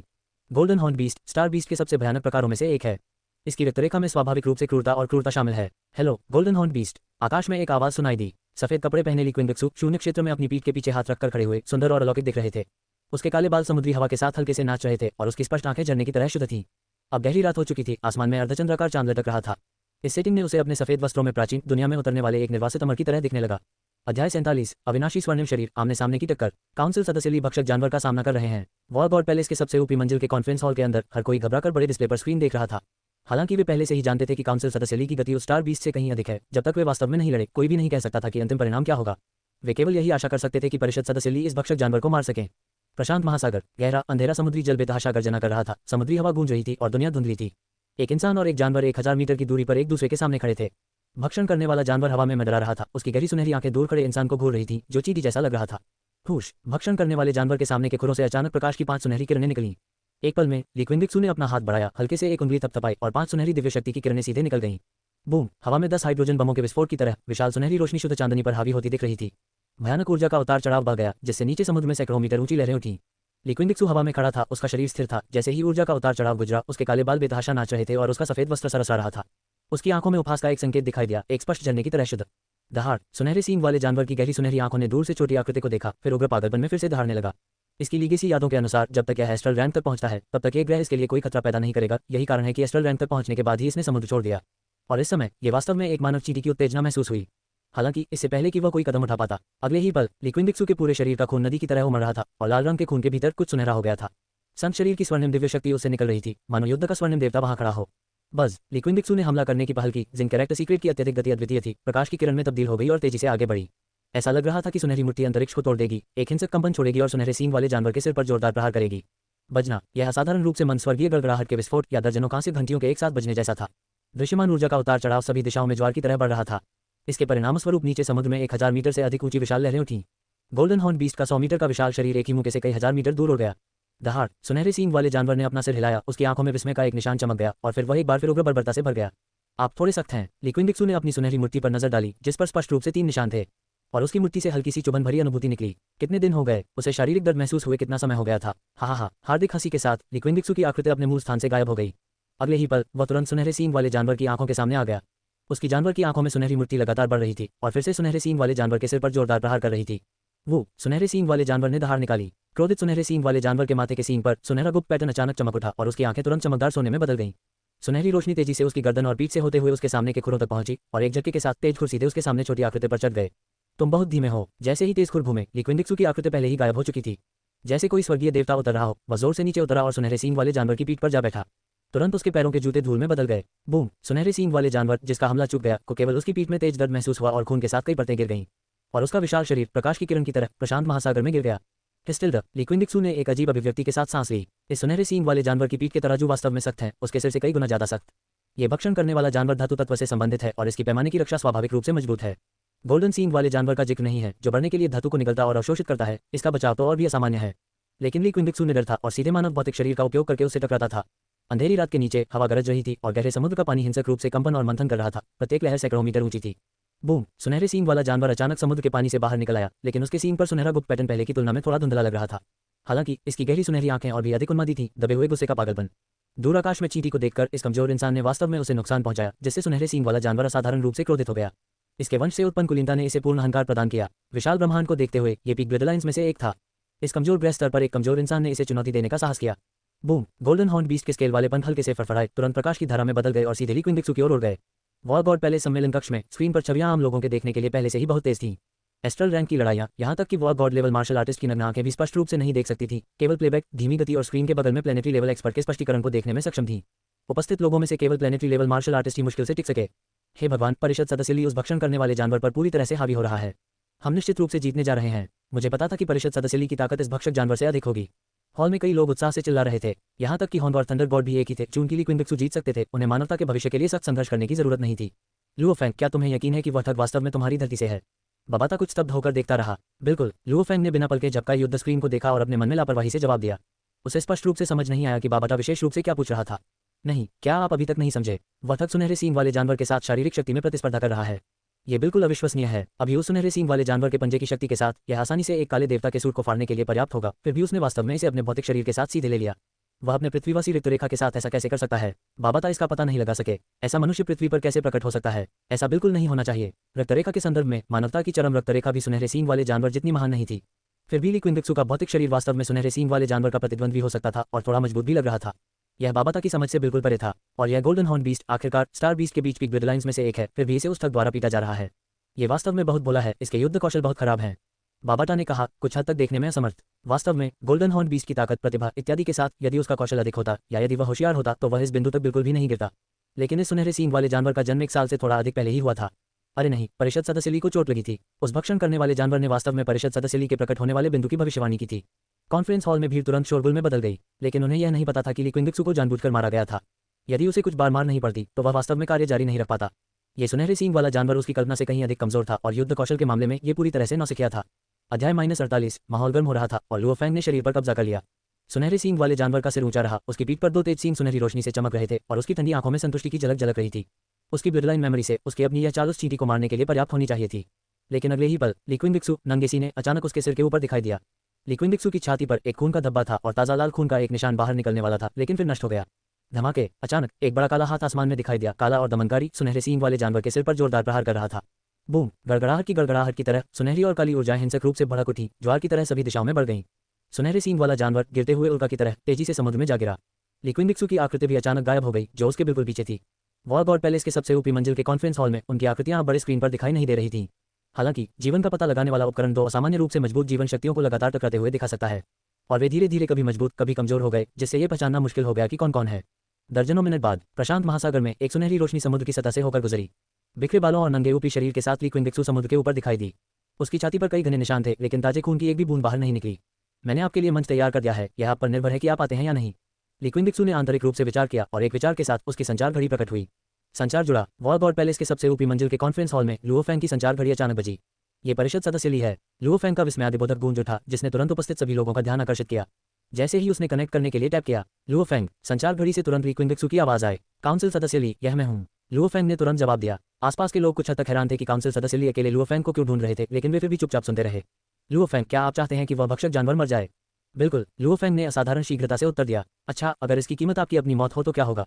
लिक्विंगक्सू की शांत आवाज गूंजी, जिससे वहां मौजूद सभी लोग आश्चर्यचकित होकर हौंकने लगे। क्या चल रहा है? भक्षक जानवर की मौत का संबंध लुओ फैंग से क्यों होगा? और लुओ फैंग इस समय इस सवाल से तुरंत स्तब्ध रह गया। काउंसिल सदस्य ली, इससे आपका क्या मतलब है? मैं क्यों मरूंगा? एक पल में लुओ फैंग ठीक हो गया और बहुत बदले हुए भाव के साथ उसने पूछा। ये सही है, परिषद सदस्य ली, लुओ फैंग की ताकत के साथ मुझे डर है कि वह उस भक्षण करने वाले जानवर से नहीं निपट सकता। क्या वह ऐसा कर सकता है? और लुओ फैंग के आसपास के लोगों ने भी तुरंत पूछा। लेकिन इसके बाद लिक्विंगक्सू के शब्दों ने उपस्थित सभी लोगों के भावों में भारी बदलाव ला दिया। आपको पता होना चाहिए कि यह एक स्टार जानवर है जिसके पास अपनी रक्त रेखा से विरासत है। मैंने इसके अंगों को कई बार काटा, ये कुछ ही सांसों में ठीक हो गया। अगर मैं इससे कुछ देर और लड़ता रहा तो मुझे चिंता है कि यह अधिक जन्मजात गुप्त तकनीकों को जागृत करेगा। यदि यह जीवन बचाने वाली भागने की गुप्त तकनीक को जागृत करता है और परिपक्व होने के बाद वापस लौटता है तो पृथ्वी पूरी तरह से समाप्त हो जाएगी। केवल आत्मा के हमले ही इसे पूरी तरह से मार सकते हैं। इसलिए मुझे इसे पूरी तरह से मारने में मेरी सहायता के लिए मजबूत दिव्य विचार वाले किसी व्यक्ति की आवश्यकता है। और हमारे मानव मार्शल कलाकारों में से केवल लुओ फैंग ही सीमा को पूरा करता है, लेकिन उसके मरने की 99% संभावना है। जैसे ही शब्द गिरे, पूरे सम्मेलन कक्ष में सन्नाटा छा गया। सभी ने लुओ फैंग को चौड़ी आंखों से देखा। काउंसिल सदस्य ली के शब्दों से वे वास्तव में डर गए थे। एक अपरिपक्व भक्षक जानवर ने पहले ही उन्हें इतनी परेशानी दे दी थी। यदि एक परिपक्व भक्षण करने वाला जानवर आ जाए तो पृथ्वी पर मानवता सचमुच समाप्त हो जाएगी। लेकिन अगर लुओ फैंग वास्तव में सहायता के लिए जाता तो वह सचमुच मर जाता। किसी ने पूछने की हिम्मत नहीं की, वे चुपचाप लुओ फैंग को देखते रहे। काउंसिल सदस्य ली, क्या ये वास्तव में एकमात्र तरीका है? क्या इसके लिए लुओ फैंग होना जरूरी है? क्या मैं यह नहीं कर सकता? हॉन चिल्लाए बिना नहीं रह सका। वह इतने युवा मार्शल आर्टिस्ट को मरते हुए देखना नहीं चाहते थे, खासकर जब वह खुद जीवित थे। हॉन, मैं समझता हूं कि आप कैसा महसूस करते हैं, लेकिन यही एकमात्र तरीका है। अन्यथा मैं लुओ फैंग से नहीं पूछता। यदि यह संभव होता तो मैं पहले ही भक्षण करने वाले जानवर के लिए अपना जीवन बदल चुका होता। लिक्विंगक्सू की आवाज गहरी असहायता से भरी हुई थी। भक्षण करने वाले जानवर के साथ मरने की इच्छा की तरह, लेकिन ऐसा करने में असमर्थ होने की सहायता।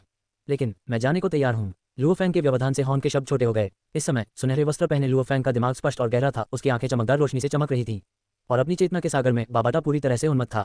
ऐसे उत्तराधिकारी के लिए उसने 50,000 वर्षों तक प्रतीक्षा की थी और अब उसका एकमात्र उत्तराधिकारी मरने वाला था। वह इसे कैसे स्वीकार कर सकता था? अच्छा, मैं तुम्हें अपने परिवार को अलविदा कहने के लिए 1 मिनट का समय दूंगा। हॉन, अपने फाइटर जेट को लुओ फैंग को भेजने के लिए कहें। यहाँ निर्देशांक हैं। जैसे ही शब्द गिरे, कॉल समाप्त हो गई। लुओ फैंग, काउंसिल सदस्य लुओ। हॉल में अत्यंत युवा काउंसिल सदस्य को देखते ही सभी के चेहरों से मुस्कुराहट गायब हो गई थी। उनकी जगह अत्यंत जटिल भाव आ गए थे। परिषद का ये सदस्य, जो बमुश्किल 22 वर्ष का था, अब पृथ्वी पर समस्त मानवता के लिए अपने जीवन का आदान प्रदान करने जा रहा था। जियांगन बे सिटी के मिंग्यू आवासीय जिले में लुओ फैंग ने अपने परिवार को विदाई देने के लिए घुटने टेके, फिर दृढ़ता से आकाश में उड़ान भरी और प्राइमेडियल विजडम फाइटर जेट में प्रवेश किया। हुश, पलक झपकते ही फाइटर जेट रोशनी की एक लकीर में बदल गया और रात के अंधेरे में गायब हो गया। आदिम ज्ञान लड़ाकू जेट के अंदर लुओ फैंग की अभिव्यक्ति शांत थी। बबाता ने उसे समझाने की कितनी भी कोशिश की, वह डिग रहा। इस समय उनका मन दृढ़ हो गया था, विशेष रूप से यह जानने के बाद कि जूशिन अपने 2 बच्चों के साथ गर्भवती थी। उनका संकल्प और भी मजबूत हो गया। लुओ फैंग, मैं आपकी मदद करूंगा। आप 5 ग्रह स्तर के व्यक्तियों को बलिदान के रूप में पाते हैं। आप 6 बिंदु गुप्त तकनीक का प्रदर्शन करते हैं, उनकी जलती हुई आत्माओं को पूरी तरह से अवशोषित करते हैं और उन्हें शून्य क्षेत्र टॉवर में एकीकृत करते हैं। फिर आप शून्य क्षेत्र टॉवर की हताश विधि का प्रदर्शन करते हैं। शायद लुओ फैंग के दृढ़ संकल्प से प्रेरित होकर या अन्य कारणों से बाबाटा ने अंततः समझौता कर लिया। नहीं बाबाटा, मेरा अकेले ही बलिदान देना काफी है। दूसरों को बलिदान देने की कोई जरूरत नहीं है। लुओ फैंग की आवाज धीमी लेकिन अविश्वसनीय रूप से दृढ़ थी। लेकिन क्या होगा अगर आपकी आत्मा की चेतना पर्याप्त मजबूत नहीं है? तब आप मर जाएंगे, लेकिन सुनहरे सींग वाला जानवर नहीं मरेगा। चूंकि परिषद सदस्य ली ने केवल मुझे बुलाया था, इसलिए स्वाभाविक रूप से उन्हें 100% निश्चितता है। हालांकि लुओ फैंग को आंतरिक रूप से अपने परिवार और अपने अजन्मे बच्चों के बारे में संदेह था, लेकिन उनके पास कोई विकल्प नहीं था। 2 घंटे बाद प्रशांत महासागर के ऊपर आदिम ज्ञान लड़ाकू जेट में डरा रहा था। जैसे ही दरवाजा खुला, लुओ फैंग काले युद्धकवच पहने बाहर चला गया। तैयार, लुओ फैंग को देखते हुए जिसके चेहरे पर मुस्कान थी, लिक्विंगक्सू हवा के माध्यम से उसकी ओर बढ़ा।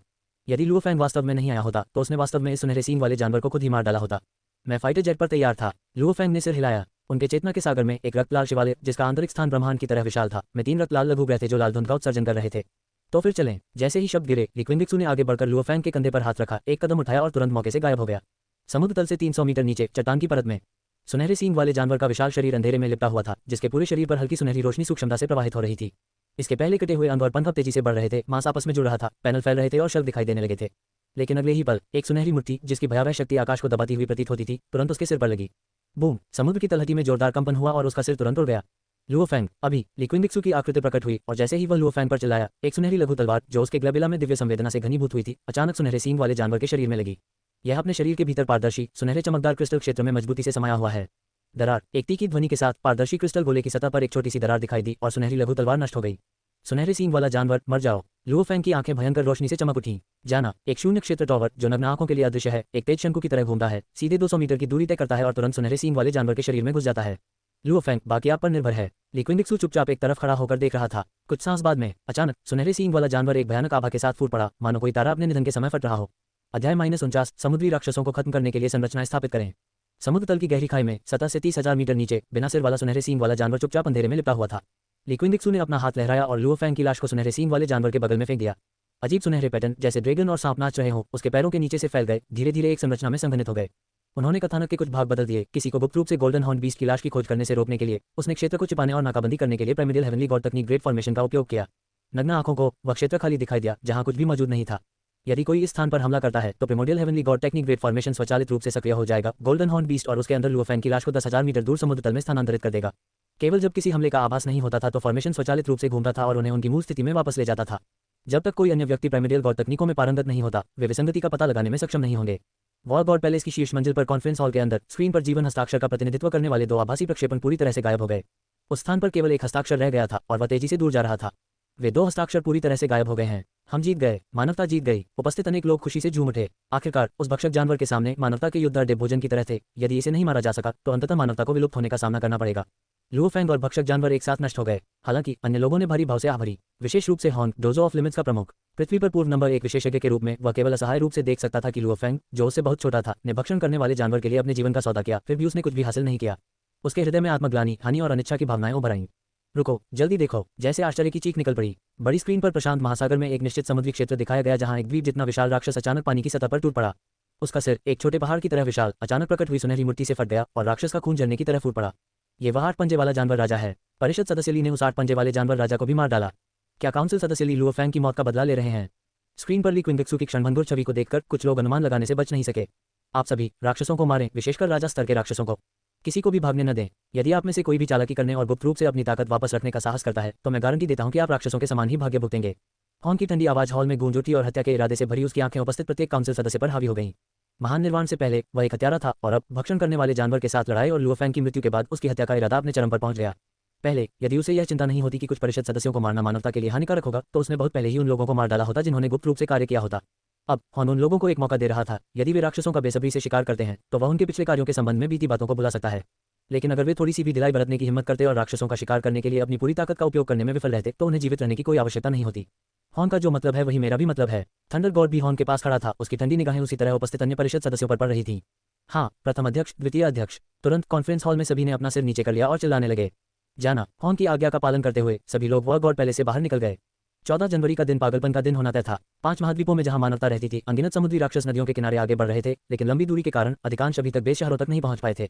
हालांकि किंग स्तर के राक्षसों ने पहले ही परिषद स्तर के विशेषज्ञों के खिलाफ पीक द्वंद्व शुरू कर दिया था और विभिन्न देशों और बेस शहरों ने सर्वसम्मति से राष्ट्रव्यापी प्रसारण लागू किया था। प्रत्येक युद्ध ने अनगिनत लोगों को मोहित कर लिया। दुनिया भर में सभी की चिंता ने क्यूई का एक अदृश्य क्षेत्र उत्पन्न किया। शायद ऐसा इसलिए था क्योंकि वे खुद को पूरी मानवता के सामने प्रदर्शित कर रहे थे, या शायद वॉर गॉड पैलेस के अंदर हॉर्न के शब्दों के कारण। सभी परिषद स्तर के विशेषज्ञ राजा स्तर के राक्षसों से सख्ती से लड़ रहे थे। कमजोर के विरुद्ध कमजोर, मजबूत के विरुद्ध मजबूत। परिषद के सदस्यों के पास श्रम का स्पष्ट विभाजन था। लड़ाई हमेशा खूनी होती है। राजा स्तर के राक्षसों में मजबूत और कमजोर भी थे। कमजोर वाले गृह स्तर के पहले चरण के तुलनीय थे, जबकि मजबूत लोग गृह स्तर के तीसरे या चौथे चरण के तुलनीय थे। मानव गृह स्तर के विशेषज्ञों का एकमात्र लाभ काले देवतासुर का होना था, जिसने मानव गृह स्तर के विशेषज्ञों की मृत्यु दर को राजा स्तर के राक्षसों की तुलना में कम कर दिया। लेकिन फिर भी परिषद स्तर के विशेषज्ञ अभी भी गिर गए थे। आखिरकार राक्षसों के पास एक बड़ा फायदा था, संख्याएं। भूमि पर मानव परिषद स्तर के विशेषज्ञों की तुलना में कहीं अधिक राजा स्तर के राक्षस थे, और महासागरों में राजा स्तर के राक्षसों की संख्या और भी अधिक आश्चर्यजनक थी। यद्यपि लगभग 90 मानव परिषद स्तर के विशेषज्ञ थे, इस एक ही दिन में लगभग 1000 राजा स्तर के राक्षस महासागरों से बाहर निकल गए, और वह केवल एक अंश था। परिषद के 2 सदस्य भी थे जिन्होंने शायद वैश्विक प्रसारण को देखकर जानबूझकर लड़ने के लिए अपने से कमजोर राजा स्तर के राक्षसों की तलाश की। जब ये दोनों बिना किसी चोट के एक साथ 5 या 6 राजा स्तर के राक्षसों को मार रहे थे तो अचानक अप्रत्याशित रूप से प्रकट हुई प्रकाश की एक काली किरण ने उन्हें छेद दिया, जिससे वे तुरंत मर गए। हॉर्न काले कपड़े पहने और एक लंबा भाला पकड़े हुए स्पष्ट रूप से उनकी लाशों के ऊपर दिखाई दिया। पृथ्वी भर में प्रसारण देखने वाले लोग इस बात को लेकर असमंजस में थे कि क्यों दुनिया का नंबर 1 विशेषज्ञ हॉर्न सक्रिय रूप से मनुष्यों को मार डालेगा, खासकर जब से उन दोनों ने कई राक्षसों को भी मार डाला था। लेकिन हॉर्न ने कोई स्पष्टीकरण नहीं दिया। उसकी आकृति एक बार फिर प्रकाश की किरण में बदल गई और दर्जनों राजा स्तर के राक्षसों के समूह में बदल गई। 2 जातियों, मानवता और राक्षसों के बीच महान शिखर द्वंद्व ने कई रहस्यमय मानव विशेषज्ञों को दुनिया भर में अनगिनत लोगों के सामने ला दिया। उनमें से सबसे चमकदार सफेद वस्त्र पहने एक युवक था जिसके काले बाल हवा में लहरा रहे थे। वह वास्तव में डोजो ऑफ लिमिट्स के काउंसिल स्तर के विशेषज्ञ ली क्विंगडिक्सू थे। इस समय वह वाक्सिया देश के पूर्वी भाग के पास पूर्वी सागर के ऊपर था। ली क्विंगडिक्सू ने अपने हाथ से माउंटेन और रिवर ग्रेट सील बनाते हुए बैटल सेंट तकनीक का इस्तेमाल किया। उसके सिर के ऊपर एक विशाल पर्वत दिखाई दिया जो घने प्राचीन जंगलों, उड़ते पक्षियों और दौड़ते जानवरों और गरजते चांदी के झरनों से ढका हुआ था। गति बहुत अधिक थी, जैसे कोई वास्तविक विशाल शिखर आकाश में ऊंचा खड़ा हो, राजसी और भव्य, जिसमें पक्षी और जानवर दौड़ रहे हों और बड़ी बड़ी नदियां उमड़ रही हों। नीचे लगभग 100 राजा स्तर के राक्षसों और अनगिनत निम्न स्तर के समुद्री राक्षसों को देखते हुए उसने पर्वत और नदी ग्रेट सील को उठाया और सीधे नीचे पटक दिया। बूम! इस समुद्री क्षेत्र में दुनिया को हिला देने वाली, धरती को चकनाचूर कर देने वाली गर्जना हुई। अत्यंत शक्तिशाली ऊर्जा शॉकवेव लगभग 100 किलोमीटर की दूरी तक फैल गई। इस सीमा के भीतर के सभी राक्षस तुरंत वाष्पित हो गए। इसके अलावा इस भयानक ऊर्जा से समुद्र की सतह क्षण भर के लिए विभाजित हो गई, जिससे समुद्र तल में एक विशाल प्रवेश द्वार बन गया। हे भगवान, क्या एक काउंसिल सदस्य की ताकत है? क्या वह अचानक प्रकट होने वाला पर्वत मानव शक्ति द्वारा प्रकट हो सकता है? इस समुद्री क्षेत्र के आसपास हुक्सिया देश के परिषद स्तर के विशेषज्ञ भी थे, जो समुद्र से राजा स्तर के राक्षसों से लड़ रहे थे। परंतु जब उन्होंने दूर से हलचल देखी तो उनमें से हर एक स्तब्ध रह गया।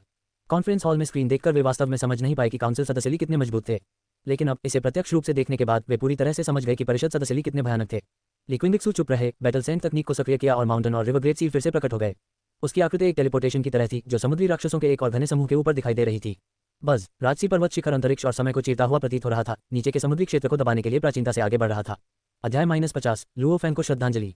पूरे 2 दिनों के वध के बाद लिक्विंगिक्सू के हाथों लगभग 1000 राजा स्तर के राक्षस मारे गए थे और अनगिनत निम्न स्तर के राक्षस, जिनकी संख्या लाखों में थी, ऊर्जा के पतन से नष्ट हो गए थे।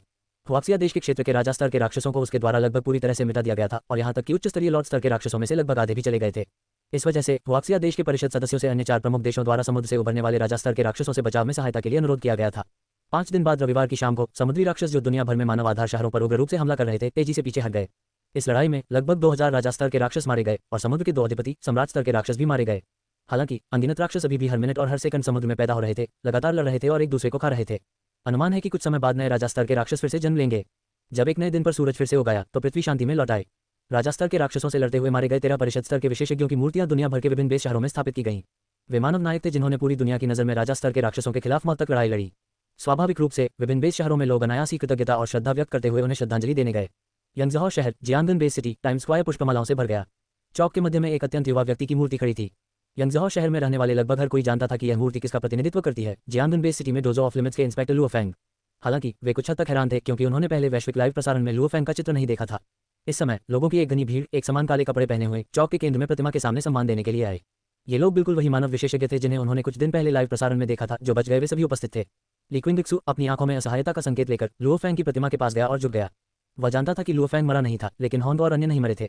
वे उस नायक को गुमनामी में मरने नहीं देंगे जिसने मानवता के लिए एक आपदा को टाल दिया था। वे लुओ फैंग को सही ठहराना चाहते थे। आखिरकार पृथ्वी पर आम लोगों को लुओ फैंग के भक्षण करने वाले जानवर के साथ मरने की बारीकियों के बारे में पता नहीं था। प्रमुख राष्ट्रों के प्रमुखों के साथ साथ केवल कुछ चुनिंदा युद्ध देवता स्तर और परिषद स्तर के विशेषज्ञ ही विवरण जानते थे। और अब पृथ्वी पर सभी परिषद स्तर के विशेषज्ञ, साथ ही प्रमुख देशों के प्रमुख भी उपस्थित थे। इसके अलावा यहाँ एक वैश्विक लाइव प्रसारण शुरू किया गया था। वे पृथ्वी पर हर इंसान को बताना चाहते थे कि लुओ फैंग ने अपने जीवन का उपयोग मानवता को अस्तित्व के संकट से बचने में मदद करने के लिए किया था। जैसा कि पृथ्वी पर अधिकांश पीक व्यक्तियों ने सामूहिक रूप से पहले की डेवोरिंग बीस्ट घटना को दोहराया, दुनिया को अंततः पता चला कि एक सप्ताह पहले क्या हुआ था। इसलिए उस दिन से यंगजहौ शहर के टाइम स्क्वायर में दुनिया भर से लोग प्रतिदिन लुओ फैंग को सम्मान देने और धन्यवाद देने के लिए आते थे। हालांकि वे इसे पूरी तरह से समझ नहीं पाए, लेकिन उन्होंने समझा कि लुओ फैंग ने उन्हें बचाया था। लुओ फैंग को सम्मान देने के बाद लिक्विंगिक्सू अपनी एकांत साधना जारी रखने के लिए लिमिट मार्शल आर्ट्स हॉल मुख्यालय के शीर्ष मंजिल के सुइट में लौट आए। वह बस लुओ फैंग की वापसी का इंतजार कर रहा था, जो उसके ब्रह्मांड में प्रवेश करने का समय होगा। इस समय उसने स्पष्ट रूप से एक कानून बाधा को छुआ था, एक बाधा जिसे वह केवल 4 चरम गुप्त दायरे में प्रवेश करके ही तोड़ सकता था। वह भी यह नहीं जानता था कि क्या मूल कानून स्वीकार किया जाएगा और उतरेगा, और क्या तथाकथित 4 चरम स्वर्गीय क्लेश अभी भी प्रकट होंगे। सबसे महत्वपूर्ण, आदिकालीन ब्रह्मांड चेतना, प्रशांत महासागर, यूएनटीएन डिवाइन आर्टरी के भीतर विशाल स्याही काले सुनहरे सींग वाला जानवर पूरी तरह से किसी भी क्यूई से रहित वहां पड़ा हुआ था। गोल्डन हॉर्न बीस्ट के शरीर के अंदर कई सुनहरे गुप्त पैटर्न से ढके क्रिस्टल क्षेत्र ने बहुत ही फीकी सुनहरी रोशनी उत्सर्जित की। देखने में ये पहले जैसा ही लग रहा था, लेकिन असल में इसमें कुछ बदलाव आ गए थे। तो कब्जा इतना मुश्किल है? बाबाता, इस दर पर इस सुनहरे सींग वाले जानवर के शरीर पर पूरी तरह से कब्जा करने में कितना समय लगेगा? लुओ फैंग की चेतना ने पूछा। जल्दी मत करो, आपका वर्तमान अवसर 1 अरब वर्षों में एक है। धैर्य रखें, अपना समय लें, बाबाटा ने कांपती आवाज में कहा। लुओ फैंग ने स्वयं जीवित रहने की उम्मीद नहीं की थी। एक सप्ताह पहले जब गोल्डन हॉर्न बीस्ट के सोल क्रिस्टल क्षेत्र पर बेतहाशा हमला किया गया, लुओ फैंग को इसकी सोल रक्षा की ताकत का एहसास हुआ। यहाँ तक कि क्रिस्टल पर छोटी सी दरार के माध्यम से हमला करते हुए उसने अपने स्वयं के सोल ग्रह को लगभग जला दिया। सौभाग्य से यूमो प्लेनेट मास्टर द्वारा बनाई गई लेगेसी सोल सील वास्तव में यूनिवर्स रैंक एक साइकिल मास्टर की आत्मा को बदल सकती है। लेगेसी सोल सील बहुत छोटी दिखाई दी, बस एक क्रिस्टल स्तंभ, लेकिन संक्षेप में यह एक अमर अस्तित्व द्वारा बनाया गया था। जब ये क्रिस्टल स्तंभ विघटित और जल गया तो उस अत्यधिक शक्तिशाली शक्ति ने तुरंत गोल्डन हॉर्न बीस्ट की आत्मा की रक्षा को तोड़ दिया। लुओ फैंग की आत्मा फिर से भर गई, एक पल में अविश्वसनीय रूप से शक्तिशाली बन गई। यह महसूस करते हुए कि उसकी चेतना का भौतिक सागर ढह गया है, उसने निर्णायक रूप से कब्जे की गुप्त तकनीक का प्रदर्शन किया और सीधे गोल्डन हॉर्न बीस्ट की आत्मा के टुकड़ों की एक बड़ी मात्रा को निगल लिया। इसके अलावा अंतरिक्ष के छल्ले और क्लाउड कैरेसिन वाइन जैसी वस्तुओं ने आध्यात्मिक छाप के माध्यम से अपने स्वामी को पहचाना, और बाबाटा, इस बुद्धिमत्ता ने भी आध्यात्मिक संबंध के माध्यम से लुओ फैंग के साथ संवाद किया। आत्मा ही मूल है, इसलिए जब लुओ फैंग ने कब्जा किया तो वह स्वाभाविक रूप से बाबाटा से जुड़ गया। लुओ फैंग, अब आप इसकी चेतना के सागर पर कब्जा कर चुके हैं, लेकिन इसके शरीर के साथ आपकी आत्मा की अनुकूलता अभी भी बहुत कम है। इसे धीरे धीरे करने की जरूरत है। चिंता मत करो, मैंने पहले ही आसपास के संकेतों को अलग कर दिया है। मानव जगत अब भक्षण करने वाले जानवर की जीवन आभा की खोज नहीं कर पाएगा। बाबाटा इस समय अविश्वसनीय रूप से उत्साहित थे। यूमो प्लेनेट के एकमात्र उत्तराधिकारी ने वास्तव में एक स्टार बीस्ट का कब्जा ले लिया था। इससे उसे ऐसा महसूस हुआ मानो वह सपना देख रहा हो। ब्रह्मांड में जब रक्तरेखा की बात आती है तो golden horn beast star beast के सबसे चरम प्रकारों में से एक है। बाबा, आप क्या सोचते हैं कि काउंसिल सदस्य ली किस तरह का व्यक्ति है? मुझे गोल्डन हॉर्न बीस्ट की आत्मा के टुकड़े खाने के बाद ही एहसास हुआ कि सोल क्रिस्टल पर दरार एक छोटी सुनहरी तलवार के कारण हुई थी। उस समय घटनास्थल पर मेरे अलावा केवल काउंसिल सदस्य ली मौजूद थे। लुओ फैंग बहुत भ्रमित था। यदि वह छोटी सुनहरी तलवार वास्तव में ली क्विंगक्सू द्वारा संचालित की गई थी तो इसका मतलब था कि उसके पास सुनहरे सींग वाले जानवर को मारने का साधन था। लेकिन अगर ऐसा था तो फिर भी उसे इतनी हताशा से लड़ना क्यों पड़ा? इसके अलावा मिस द्वीप पर परिषद सदस्य ली ने ही उन्हें संकेत दिया था कि द्वीप के नीचे खजाना है। इस तरह वह यूमो प्लेनेट का उत्तराधिकारी बन गया और अब उसने सुनहरे सींग वाले जानवर का कब्जा भी ले लिया था। जितना अधिक लुओ फैंग ने इसके बारे में सोचा उतना ही उसके दिल में ठंडक महसूस हुई। ऐसा लग रहा था मानो जो कुछ भी हुआ था वह ली क्विंगक्सू के नियंत्रण में था। लुओ फैंग, मैंने तुमसे बहुत पहले कहा था कि वह ठग तुम्हारे पृथ्वीवासियों में से एक नहीं होना चाहिए, लेकिन तुमने मुझ पर विश्वास नहीं किया। हालांकि ऐसा लगता है कि उसके मन में आपके प्रति कोई दुर्भावना नहीं है। इसके विपरीत उसने आपकी मदद भी की। बाबाता भी कुछ असमंजस में थे। सुनहरे सींग वाला जानवर कितना कीमती था। फिर भी न केवल उस ठग ने इसकी परवाह नहीं की बल्कि उसने अपने यूनमो प्लेनेट के उत्तराधिकारी को इस सुनहरे सींग वाले जानवर का कब्जा लेने में भी मदद की। दोस्तों, अगर आज का एपिसोड आपको पसंद आया हो तो वीडियो को लाइक करना, शेयर करना और कहानी यूनिवर्स को सब्सक्राइब करना बिल्कुल मत भूलिएगा। हम फिर मिलेंगे एक और नई रोमांचक कहानी के साथ। तब तक के लिए अपना ख्याल रखिए और कहानियों की इस यूनिवर्स में खो जाइए। धन्यवाद।